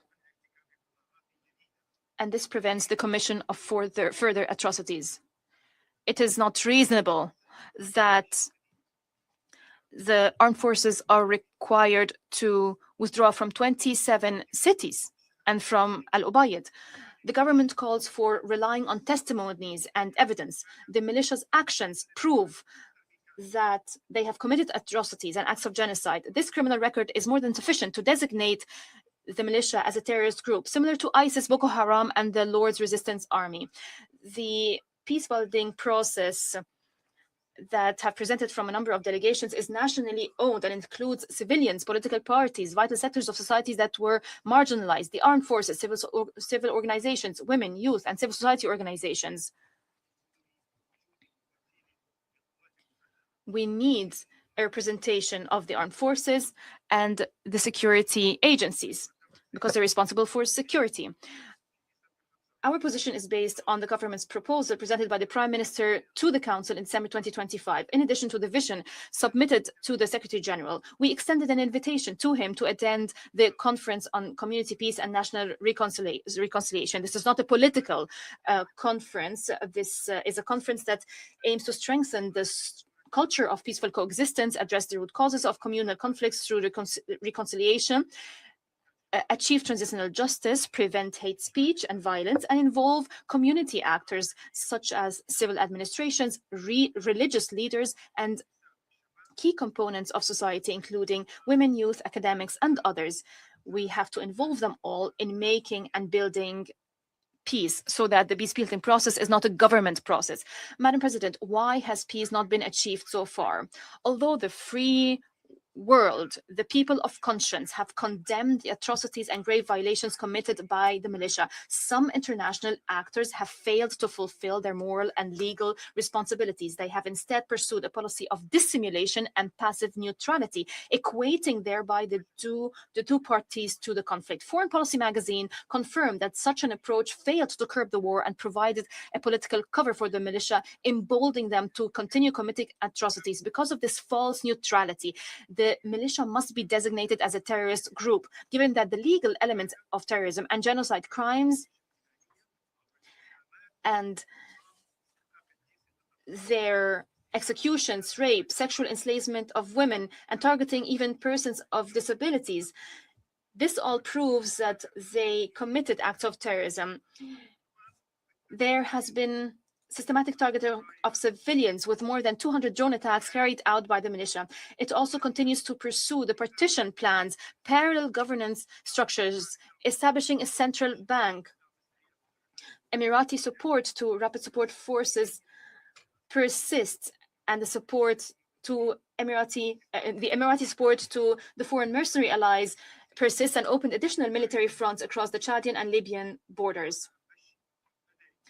Military equipment and weapons continue to flow by air and land via the Chadian borders through the crossings of Abishe and Adri, through the Jaras airport, as well as from the eastern Libya through Al-Kufra, which is administered by Subul al-Salam Battalion. Military equipment is offloaded directly at airstrips inside the Darfur region through Nyala airport and then transported by land to the southern Blue Nile. The military equipment includes strategic suicide drones, heavy and medium artillery, armored vehicles, various types of ammunition, jamming devices, air defense systems, and combat and armored vehicles.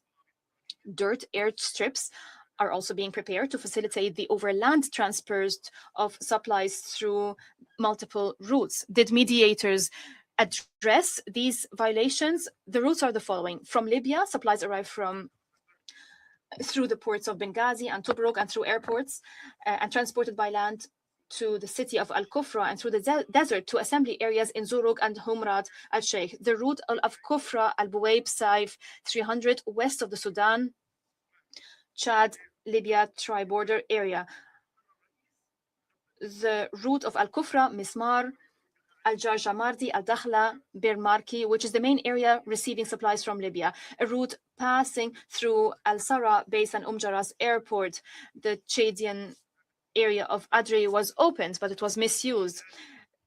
There is sustained funding that is being provided to cover the costs of military operations and political support. This grants legitimacy to the militia and provides it with a lifeline to sustain a protracted war of attrition against the army.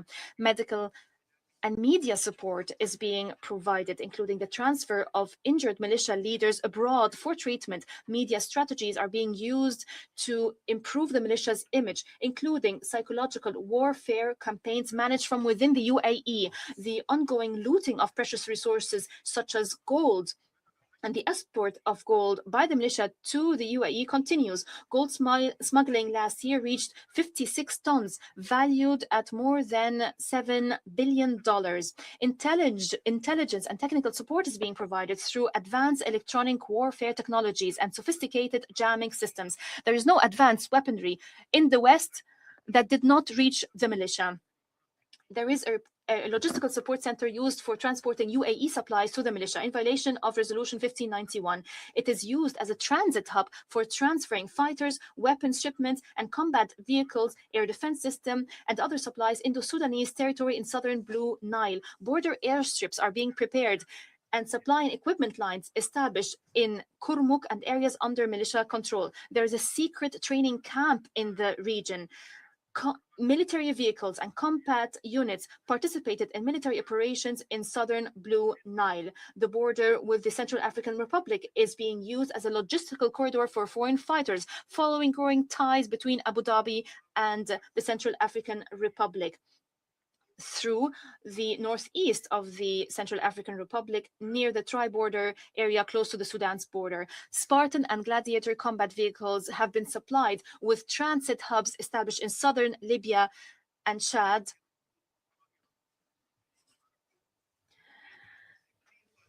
$163 aircraft landed at Al-Kufra airport. This network is engage in undermining the economy and looting valuable resources. The military buildup is estimated at 20,000 fighters. It includes drones, jamming systems, and rocket launchers, and it aims at enhancing the combat and field capabilities of the mercenary militias to force the armed forces to accept a solution that the military forces does not accept, that the Sudanese people does not accept. Regional sponsor and international sponsors of the militia seek to impose a military reality and alter the balance of power to thwart any move towards peace and to prolong the war. The aim is not to stop the war, but to destroy the army. On the 17th of May, 2026, a drone was shot down in the Al Sunut area after violating Sudanese airspace over Kurmuk in the Blue Nile state. Its flight path was tracked. telemetry data analyzed, and they revealed that it was launched from a neighboring country. The drone bore the serial number S88 and had previously flew from the same airport, carrying out strikes against military and civilian targets in White Nile, Blue Nile, and Kordofan states. Other aircrafts were also tracked and found to have participated in the attack, targeting Khartoum International Airport and Western Omdurman and the Jebel Aulia area. On the 23rd of May 2026, another strategic drone was shot down near Damazin after entering Sudanese airspace from a neighboring country. There were strategic, complex logistical routes for transporting Colombian mercenaries were uncovered, facilitated by the UAE. Within the UAE, the mercenaries were received at a private airport in Abu Dhabi without their passports being stamped and were transported directly to a military base at Al-Wahba to receive military training from Emirati officers. The Libya transit route was also used. The mercenaries were transported by charter aircraft from Abu Dhabi to Benghazi in coordination with Khalifa Haftar's militia, from where they traveled in overload convoys through the desert to Darfur. There is the East Africa transit route. The mercenaries were housed in underground trenches within the police force base funded by the UAE and then flown through an airport operated by the Emirati company Terminal Holdings to Chad and from there to Niyala. And Jamina was also used as a rapid transit point to Niyala. Omajara's airport was, or rather, airport that I already mentioned was used, and these airports were expanded under the cover of the UAE Field Hospital and used as a base for directing drones in support of militia operations. Niyala Airport has been transformed completely into a nighttime logistical supply base for the Rapid Support Forces, militia, and foreign mercenaries since its reopening in September 2024, with the construction of a dedicated mercenary camp consisting of containers and tents within the airport.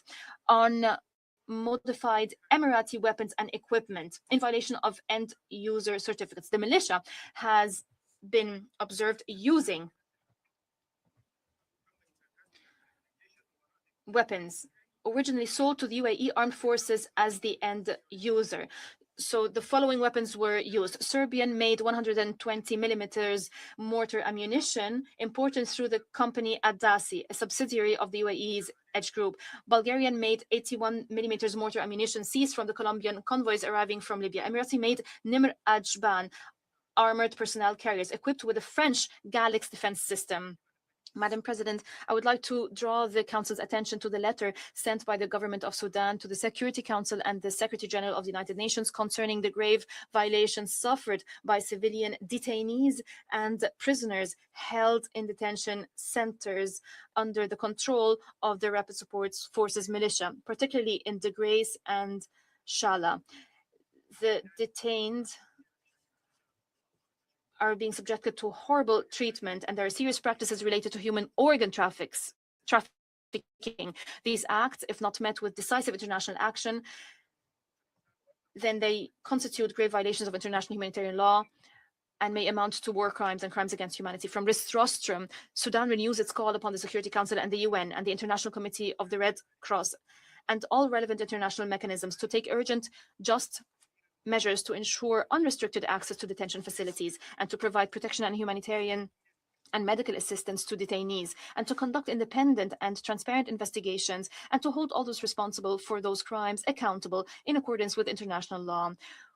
We welcome in this regard the initiative of the Secretary General's personal envoy concerning the exchange of prisoners under the auspices of the ICRC.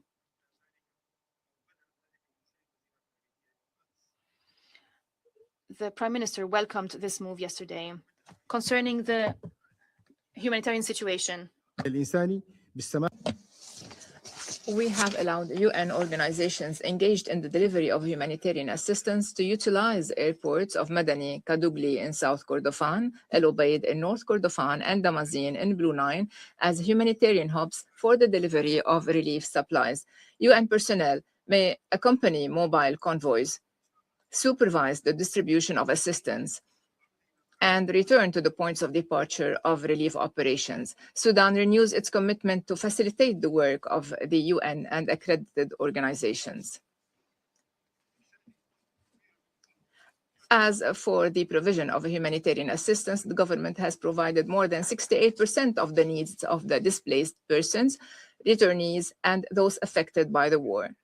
The actual funding of the UN humanitarian needs and response plan has not exceeded 37.2%, leaving a significant shortfall of 62.8%. The gap between incoming humanitarian assistance and the humanitarian response needs reached approximately 63%, resulting in around 15.5 million people remaining outside the coverage of humanitarian assistance.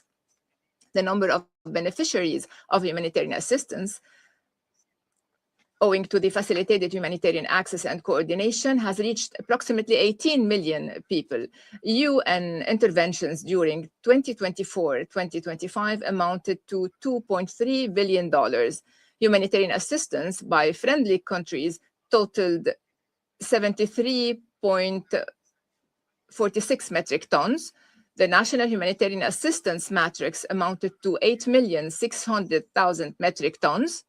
Estimated humanitarian needs across sectors amounted approximately to 33,600,000 metric tons. We request support for early recovery for returnees and affected communities through the rehabilitation of livelihoods, providing housing, rehabilitation of water sources, primary healthcare centers, schools, universities, and providing environment equipment totaling approximately 2,570,440 units.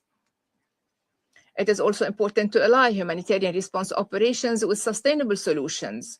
Madam President, data issued by the relevant national authorities indicate an unprecedented increase in violations and crimes committed by the militia against civilians. Number of criminal cases registered against the militia has reached 149,860 cases, including 385 against members of regular forces whose immunity has been lifted.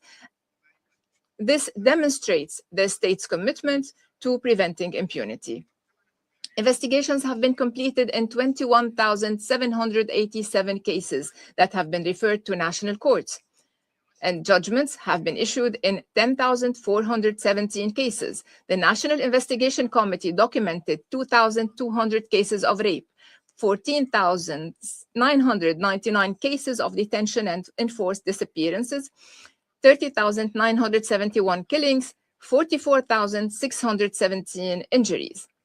Preliminary economic losses resulting from the destruction of infrastructure are estimated to $771 billion. The number of cases of conflict-related sexual violence amounted to 2,250 cases, 3,700 cases of enslavement and slave trafficking, 920,000 cases of hostage-taking, 22,000 cases of child recruitment and use in hostilities, the starvation of 3.5 million civilians, 4,700 cases of arbitrary executions, 4,500 cases of sexual slavery.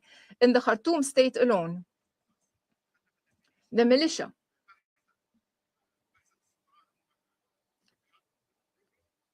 as witnessed by EU ambassadors, the militia left widespread destruction in various governmental, security, and service sectors. 33,000 buildings were reduced to rubble. The presidential palace and 29 ministerial buildings sustained severe damage. In addition to the extensive destruction of the General Command headquarters, the Central Reserve Forces headquarters, the Armored Corps headquarters, the premises of the General Intelligence Services, forensic labs, police facilities, and the destruction of a number of public facilities, service institutions, and economic centers. 6 water stations were destroyed, while 93% of power facilities were damaged. 9,000 electricity poles were destroyed. On the economic level, 158 markets were completely destroyed, 411 factories in Bahri and 231 factories in Khartoum were destroyed. The health sector suffered severe blow, with 200 health facilities rendered out of service and 220 pharmacies destroyed and looted, leading to a sharp deterioration in health services and medical care. Madam President, according to the recent statistics, millions of refugees went back to their regions and none went back to the regions under the control of the militia. All the civilians who returned are now living in regions under the authority of the government. Madam President, the EU have emphasized its will to engage with the Sudanese in order to reach a settlement for the current crisis and support a civilian transition. And the Prime Minister stressed before 17 EU ambassadors last week the need to include the Sudanese government in all regional and international initiatives aiming at resolving the Sudanese crisis. The government rejects any outcomes or results of regional or international efforts undertaken without its participation. The Sudanese people is the primary stakeholder in all efforts. The European mission witnessed firsthand the scale of destruction and devastation, and we hope that the Council will visit Khartoum to witness firsthand the destruction. The EU ambassadors rejected any parallel facility organizations in Sudan and rejected, or rather supported, Sudan's sovereignty, territorial integrity. As for El Obeid, the recent escalation is being carried out by a military alliance comprising the rebel militia and the Sudan People's Liberation Movement led by Abdelaziz El-Hilu, which is planning to seize the cities of El Obeid and Dili. This has been accompanied by extensive propaganda by externally funded media platforms, serving as cover for large-scale military supply operations, alongside militia concentration in Niala, Abu Zabad, Al-Fashaya, Al-Qajr, and Al-Dulaima. Madam President, in this context, we commend the efforts of the Special Envoy of the Secretary General and his recent efforts to take stock of the reality on the ground to correct the flawed narrative that has provided an inadequate description of the crisis, and meeting tribal, religious, and Sufi leaders as well as opposition figures who have returned to Sudan. Guarantees will be provided for the return of those wishing to return and participate in the Conference on Community Peace and National Reconciliation.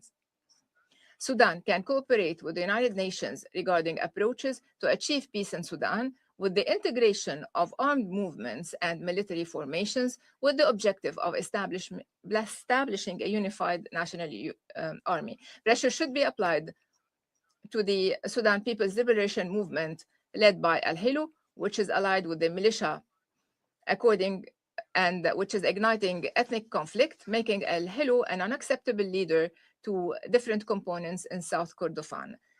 And to conclude, Madam President, our two accusations were made against Sudan.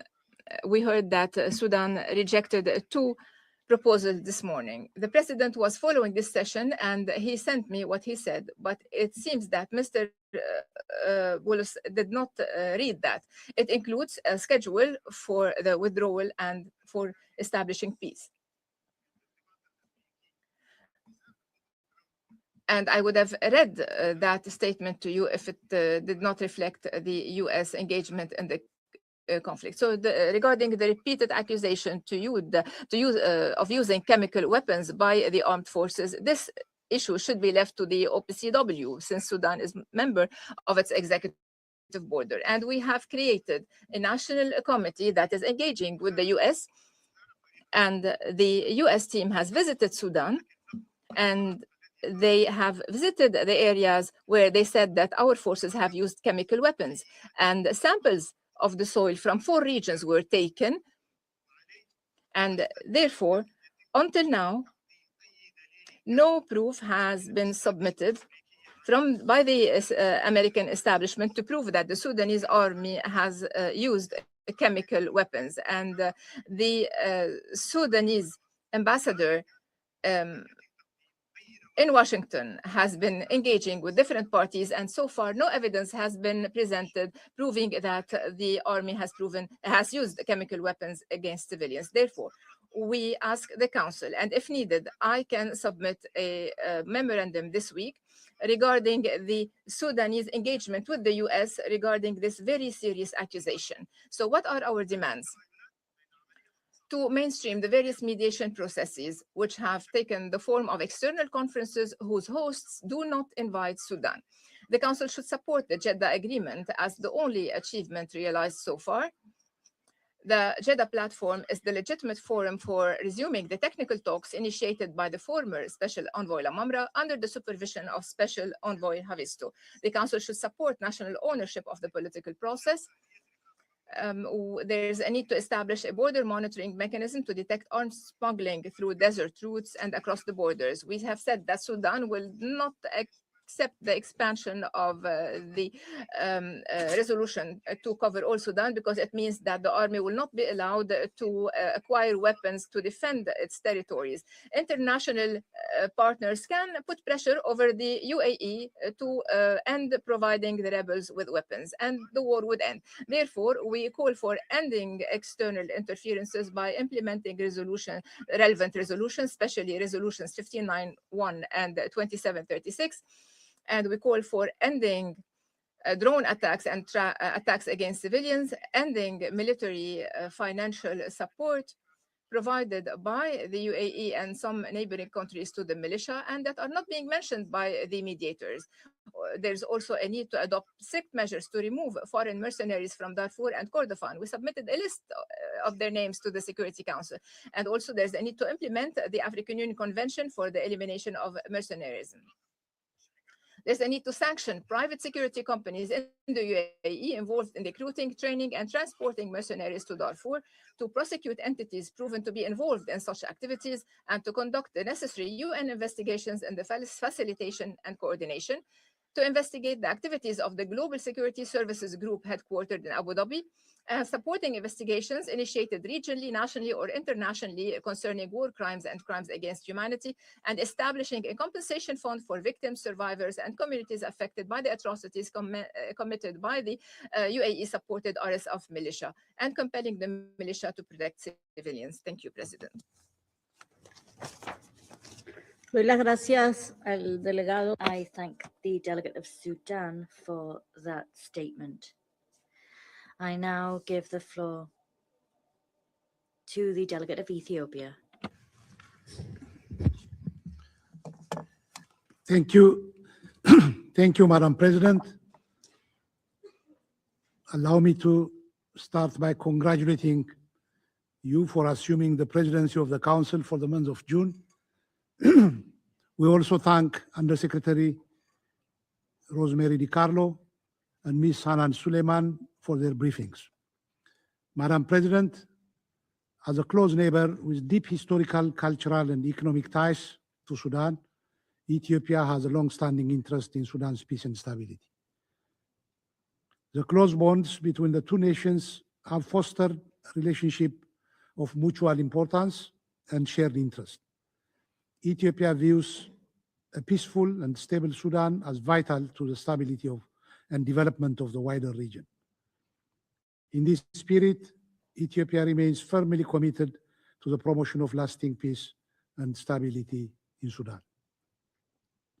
Like many in this Council, Ethiopia is deeply concerned by the ongoing conflict and in the immense suffering it continues to inflict on civilians. The loss of life, displacement of communities, and destruction of livelihoods underscore the urgent need for an immediate de-escalation of violence and the prioritization of humanitarian access to those in need. The well-being and protection of the Sudanese people must remain at the center of all efforts to address the crisis. Ethiopia reaffirms its unwavering respect for Sudan's sovereignty, territorial integrity, and political independence. Ethiopia believes that a sustainable and lasting solution to the conflict can only emerge through a Sudanese-owned and Sudanese-led political process that reflects the aspirations of the Sudanese people. External prescriptions or imposed outcomes risk deepening divisions and prolonging instability. The stability of Sudan is essential not only for its own citizens, but also for the broader stability of the Horn of Africa. Sudan's peace and security are closely interconnected with regional security and cross-border cooperation. Continued instability in Sudan risks undermining collective regional progress and exacerbating humanitarian and security challenges. Ethiopia continues to be concerned about the impact of the escalation of violence in Sudan on its cross-border security. Increased insecurity along the shared border risks exacerbating humanitarian pressures, disrupting livelihoods of local communities. Ethiopia firmly believes it is in the best interest of all countries in the sub-region to ensure that their territories are not used to carry out cross-border attacks that undermine the security of their neighbors. Ethiopia recognizes that regional peace and prosperity are mutually reinforcing. Ethiopia actively promotes collaborative approaches to addressing common challenges, including through economic cooperation.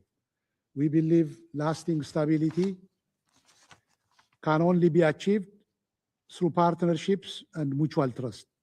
Ethiopia will continue to play a constructive role as a force for peace in the region and will pursue policies that foster prosperity in the neighborhood. In the same vein, Ethiopia reiterates its call for dialogue and encourages efforts towards a peaceful and inclusive Sudanese-owned political process that safeguards Sudan's unity and stability, while emphasizing that the ultimate resolution of this conflict lies with the Sudanese people themselves. Ethiopia remains ready to cooperate with regional and international partners in support of peace. I thank you, Madam President. I thank the delegate of Ethiopia for that statement. I now give the floor to Turkey. You have the floor. Thank you, Madam President. We also thank USG DiCarlo and Deputy Executive Director Suleiman for their comprehensive briefings. Sudan's unity, territorial integrity, sovereignty, and independence are among the basic tenets of our principled approach to the region and the African continent. The ongoing conflict and the devastating humanitarian situation in Sudan remains gravely concerning. Most recent and continued attacks on El Obeid by the RSF risk further escalation and aggravate the suffering of the Sudanese people. The core issue in Sudan should not be treated as a matter of balancing between supposed equals. It's important to preserve the state institutions as well as public order in the country.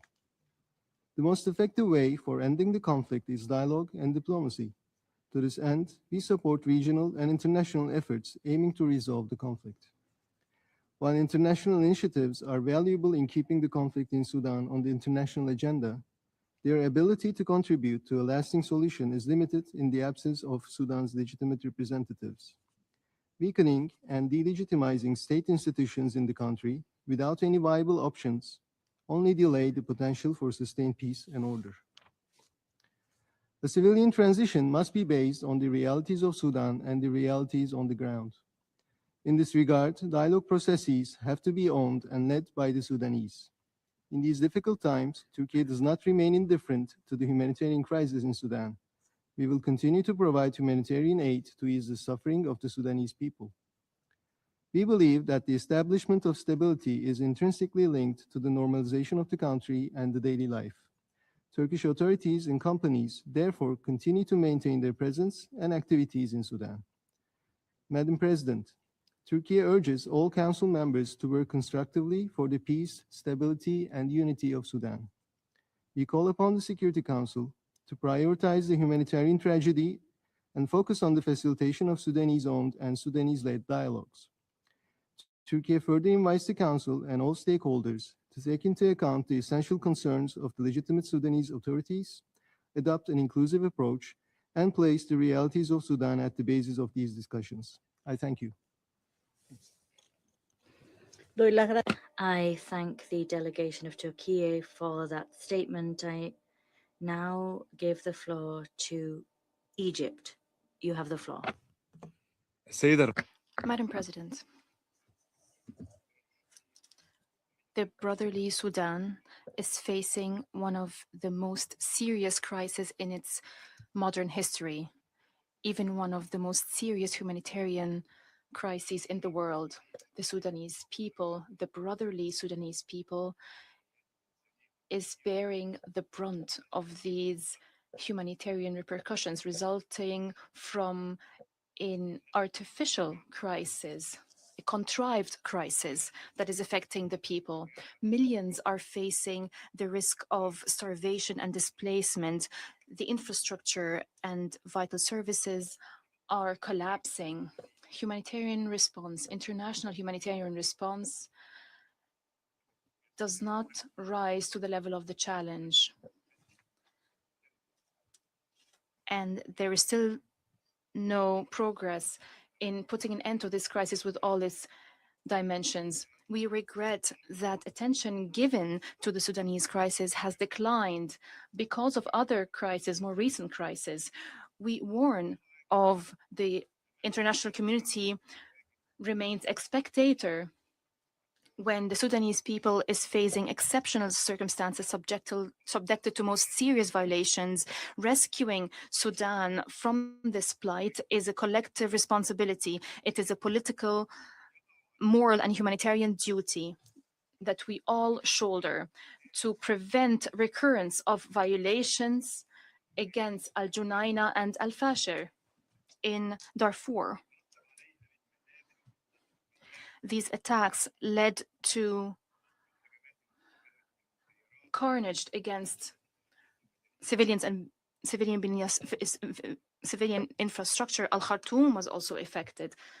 Madam President, the crisis of Sudan is seeing important developments on the ground. The humanitarian suffering persists in Al Ubaid as a result of the blockade imposed on the city. This portends a crisis that threatens the lives of hundreds of thousands of Sudanese civilians.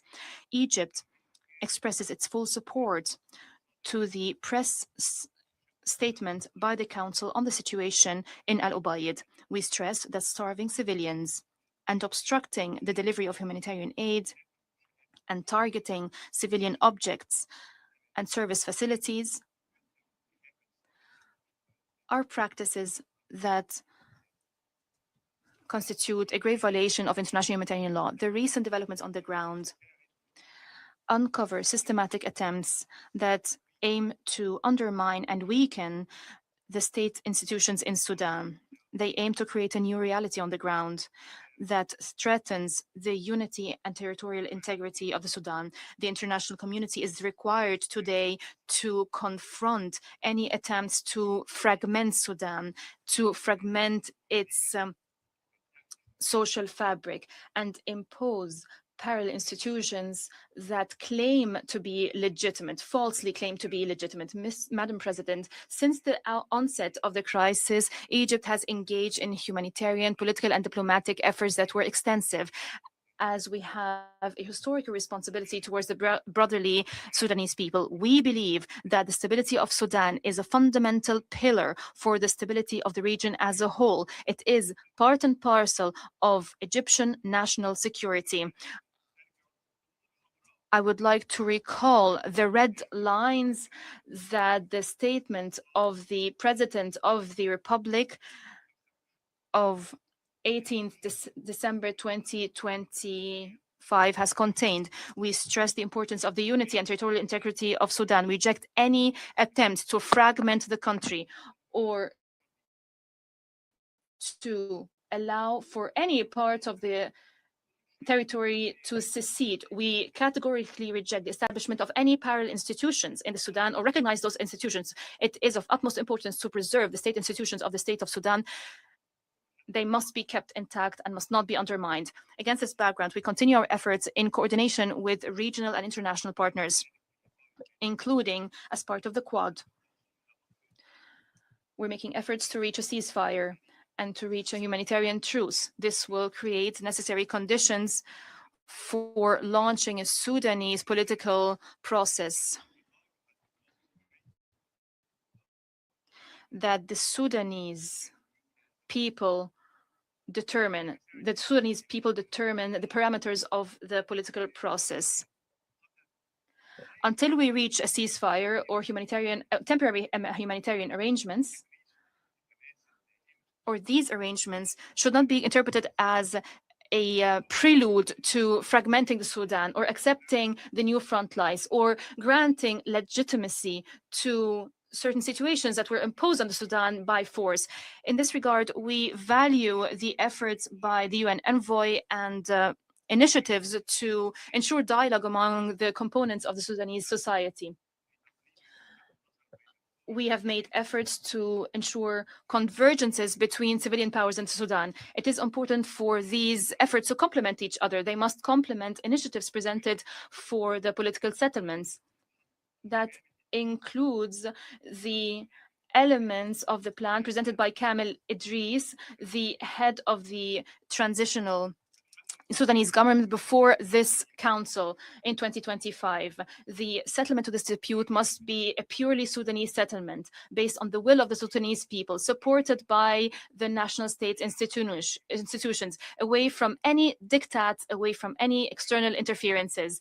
Any solution that equates the Sudanese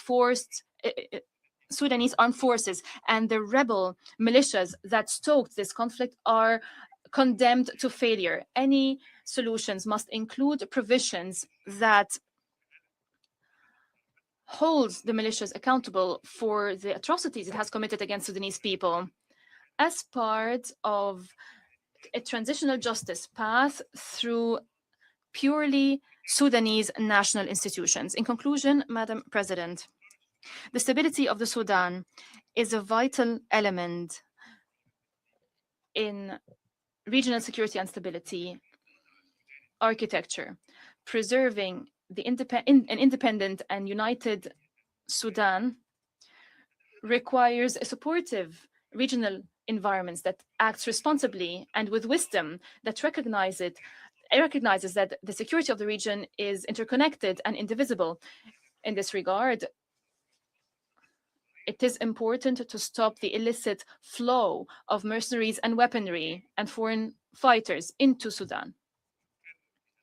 We reiterate in this regard our warning of the repercussions of the continuation of the Sudanese conflict on the region and neighboring countries of the Sudan. This crisis will affect the security of neighboring countries, the Horn of Africa, and the region of the Red Sea. Some bet on parallel structures or chaos. This bet will fail. It will never be successful, no matter how long the crisis goes on for.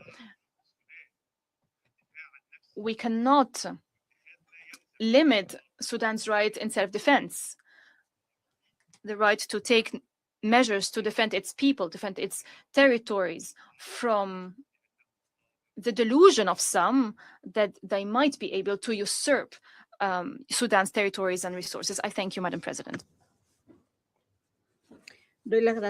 I thank the delegate of Egypt for that statement. I now give the floor to Saudi Arabia. You have the floor. السيد الرئيس. Thank you, Madam President. We are meeting at a sensitive time.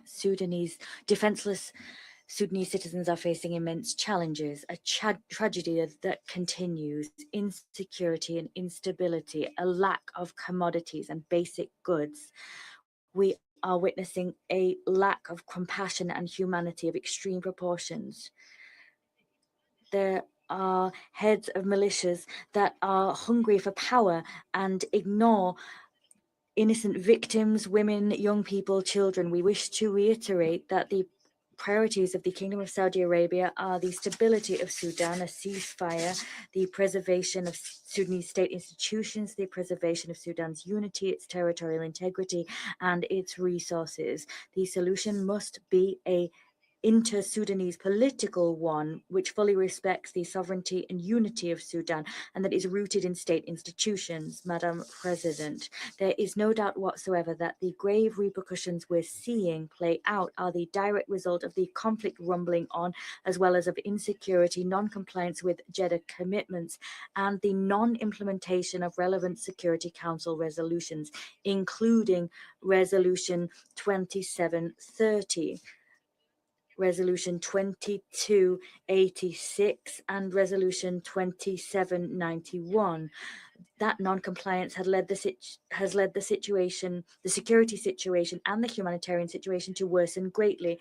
As such, in light of the Jeddah Declaration on the commitments to protect Sudanese civilians of the 11th of May 2023, and in light of the short-term ceasefire agreement and humanitarian arrangements signed on the 20th of May 2023 between the two parties to the conflict, in light of these documents, we wish to say now that we have demonstrated our full desire through those documents to see an end to the conflict and rapprochement between the parties to the conflict. We also wish to see a return to political dialogue. The Kingdom is firmly convinced that there can be no military solution to the Sudanese crisis. We're convinced that the continuation of military operations will only lead to escalation and the worsening of humanitarian suffering. Consequently, a political, comprehensive solution led by the Sudanese people themselves remains the only pathway that will make it possible to end the conflict and restore stability and security. Against that backdrop, the Kingdom reaffirms its unwavering position in support of unity, sovereignty, and territorial integrity in Sudan. We reaffirm our support for the brotherly Sudanese people in all their choices. Ladies and gentlemen, facilitating the delivery of humanitarian aid is an absolute priority for the Kingdom. The Council must consequently take the necessary measures to guarantee the delivery of that aid without obstacles to all affected areas, including Darfur and Kordofan. That must be done with full respect for the principles of IHL and in accordance with the Jeddah Declaration dated the 11th of May 2023 pertaining to the commitment to protecting Sudanese civilians. Against that backdrop, the Kingdom expresses its grave concern at the loss of human life as a result of the conflict. This conflict has claimed the lives of thousands of civilians and prompted the displacement of more than 11 million people. The Kingdom also condemns the targeting by the Rapid Support Forces of aid convoys under the WFP flag in North Kordofan, and this through drones.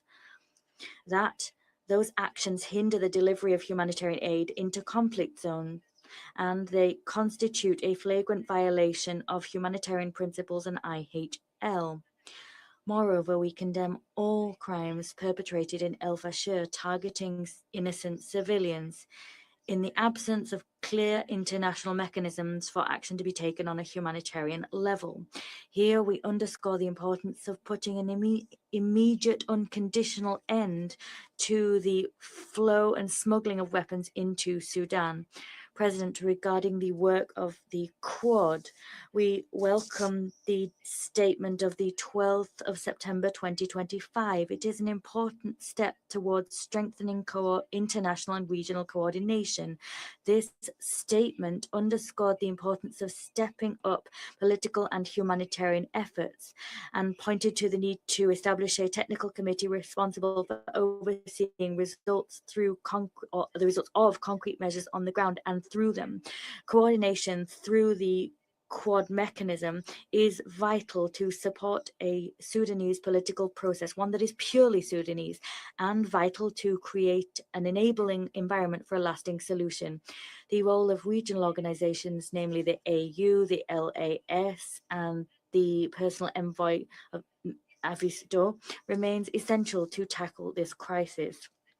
The Kingdom also reaffirms that the continuation of external military support and the provision of it to the parties serves to prolong this crisis, and that complicates the possibilities for a resolution, and that imperils regional security and stability. Putting an end to the conflict is a necessary step towards creating an enabling environment for dialogue and lasting peace. The Kingdom also rejects all measures undertaken outside of official institutional frameworks that exist within the Republic of Sudan. If that is done, we run the risk of seeing the unity of this country fragment, and we run the risk of not heeding the will of the Sudanese people. We also risk seeing the formation of a parallel administration, and we reject that. It is important to protect the unity of state institutions and to support their stability. President, since the onset of this crisis and in accordance with our humanitarian responsibilities, we took the initiative to undertake evacuation operations, and that has seen those saw the evacuation of Sudanese citizens and nationals from brotherly friendly countries towards their countries. The number of people evacuated has reached some 8,445 people from 110 countries. We also have increased cooperation with the ICRC by allowing it to use the Jeddah-Port Sudan route. That has served to facilitate humanitarian access to people affected and allowed us to bolster the humanitarian response. The Kingdom also announced that it would grant humanitarian aid to the tune of $100 million through the King Salman Center for Humanitarian Work and Rescue. We've also launched a wide campaign, the Sahem campaign, and the total aid provided by the Kingdom up till June 2025 exceeded 100 million American dollars. That help has covered several sectors: medical, food, shelter, water and sanitation, humanitarian operations, and the list goes on. Moreover, the total cost of aid given to Sudan through Saudian platforms has exceeded 3.2 billion American dollars. That's the total. His Excellency, the Deputy Minister for Foreign Affairs of Saudi Arabia, participated in the Berlin Conference on Sudan. There, the Kingdom announced that it would grant additional support to Sudan to the tune of $145 million as part of the humanitarian response plan for Sudan for 2026. To conclude, we reaffirm the fact that we welcome all regional and international efforts aiming to bring about a permanent ceasefire and aiming to see the launch of a comprehensive political process preserving the state institution, increasing security and stability, and allowing Sudan to overcome this difficult phase. This is all part of looking towards a peaceful future and one of stability and prosperity. We call upon the international community to honor its previous commitments in terms of humanitarian aid in order to foster a return to stability, the return of displaced persons, refugees, and the restoration of crucial services. Thank you. I thank the delegate of Saudi Arabia for that statement, and I now give the floor to the United Arab Emirates. Madam President, I thank Undersecretary General DiCarlo and Deputy Executive Director Suleiman for their briefings on the catastrophic situation in Sudan. As we meet today, more than 3 years of conflict have exacted a devastating toll on Sudan's civilians. What is urgently needed is an immediate, unconditional humanitarian truce between the warring parties. That is what the Quad, bringing together Egypt, the Kingdom of Saudi Arabia, the United Arab Emirates, and the United States, has called for. An immediate and unconditional truce that ensures safe, rapid, and unhindered humanitarian access across Sudan, and which can lead to a permanent ceasefire, paving the way for a civilian-led transition. In this regard, I would like to commend the leadership of the United States and recognize the tireless efforts of President Trump's senior advisor, Mr. Mes'ad Boulos, who I am pleased to see at this meeting. We urge the Security Council to use all the tools at its disposal to compel the warring parties to accept such a truce. Should they continue to reject it, the Council should consider measures to constrain their actions. But a truce alone is not enough. A clear, time-bound roadmap leading to an independent, civilian-led transition is also urgently needed. The UAE welcomes the important steps taken to convene Sudanese civilians in Addis Ababa, Berlin, and Oslo. We commend the work of the Quintet, particularly the African Union's leadership, in supporting the development of an inclusive and independent civilian platform that offers a credible alternative to the warring parties. We also welcome the important work of the Secretary General's personal envoy, Mr. Pekka Haavisto. Madam President, the priority now is to build on this momentum and amplify the voices of Sudanese civilians as they define the future they want for their country, one that must not be dictated by the warring parties or shaped by extremist groups. We urge the international community to be guided by those civilians, including women, youth, civil society, displaced communities, and local leaders from across the country. Their views must be integrated into the political track. This is the moment to empower Sudan's civilians. They alone can build the peaceful, inclusive future that has long been overdue for the Sudanese people. Madam President, the political and humanitarian responsibility for this conflict and its tragic consequences lies with the warring parties, who have chosen war and the pursuit of a military solution at the expense of the Sudanese people. It's therefore regrettable that a delegate who clearly represents the views of one of the warring parties continues to misuse the Security Council's platform to advance false allegations aimed at deflecting attention from the warring parties' responsibility in prolonging this conflict. The United Arab Emirates categorically rejects these baseless allegations. Such distractions do not alter the facts, nor do they merit this Council's time. Thank you, Madam President. Doy las gracias. I thank the representative of United Arab Emirates for that statement. I now wish to give the floor to the delegation of the United States, who have asked for the floor to make a further statement. You have the floor. Thank you, Madam President. 2 points, one on the peace initiative and one on the chemical weapons.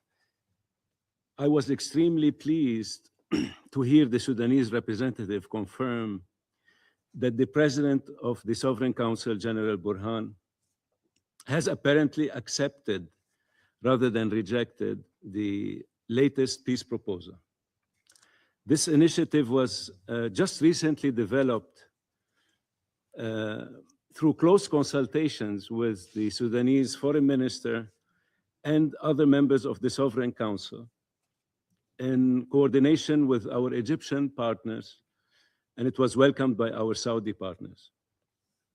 We warmly welcome this encouraging development and reaffirm our readiness to travel to Khartoum immediately, together with our partners, to announce and advance this peace initiative. The United States' only interest is to help bring an end to this world's largest humanitarian crisis. To that end, the United States has provided more than $2 billion in humanitarian assistance since the outbreak of the conflict, making us the largest humanitarian donor to the Sudan response. We remain committed to working with all partners to achieve a durable peace that preserves Sudan's unity, sovereignty, and territorial integrity. On the chemical weapons, over the past year, the United States has engaged consistently with Sudanese officials following our determination that chemical weapons were used in 2024. We have urged and supported Sudan's return to compliance with its international obligations. The United States has not maintained personnel on the ground to investigate these allegations. Under the Chemical Weapons Convention, it's Sudan's responsibility to cooperate fully with investigations conducted by the OPCW. We hope to see Sudan's genuine cooperation at OPCW, including making necessary declarations and coming into compliance with their obligations under the Chemical Weapons Convention. Thank you, Madam President. I thank the representative of the United States for that statement. There are no more names inscribed on the list of speakers. I now invite council members to informal consultations to continue our discussion on this matter. The meeting is adjourned.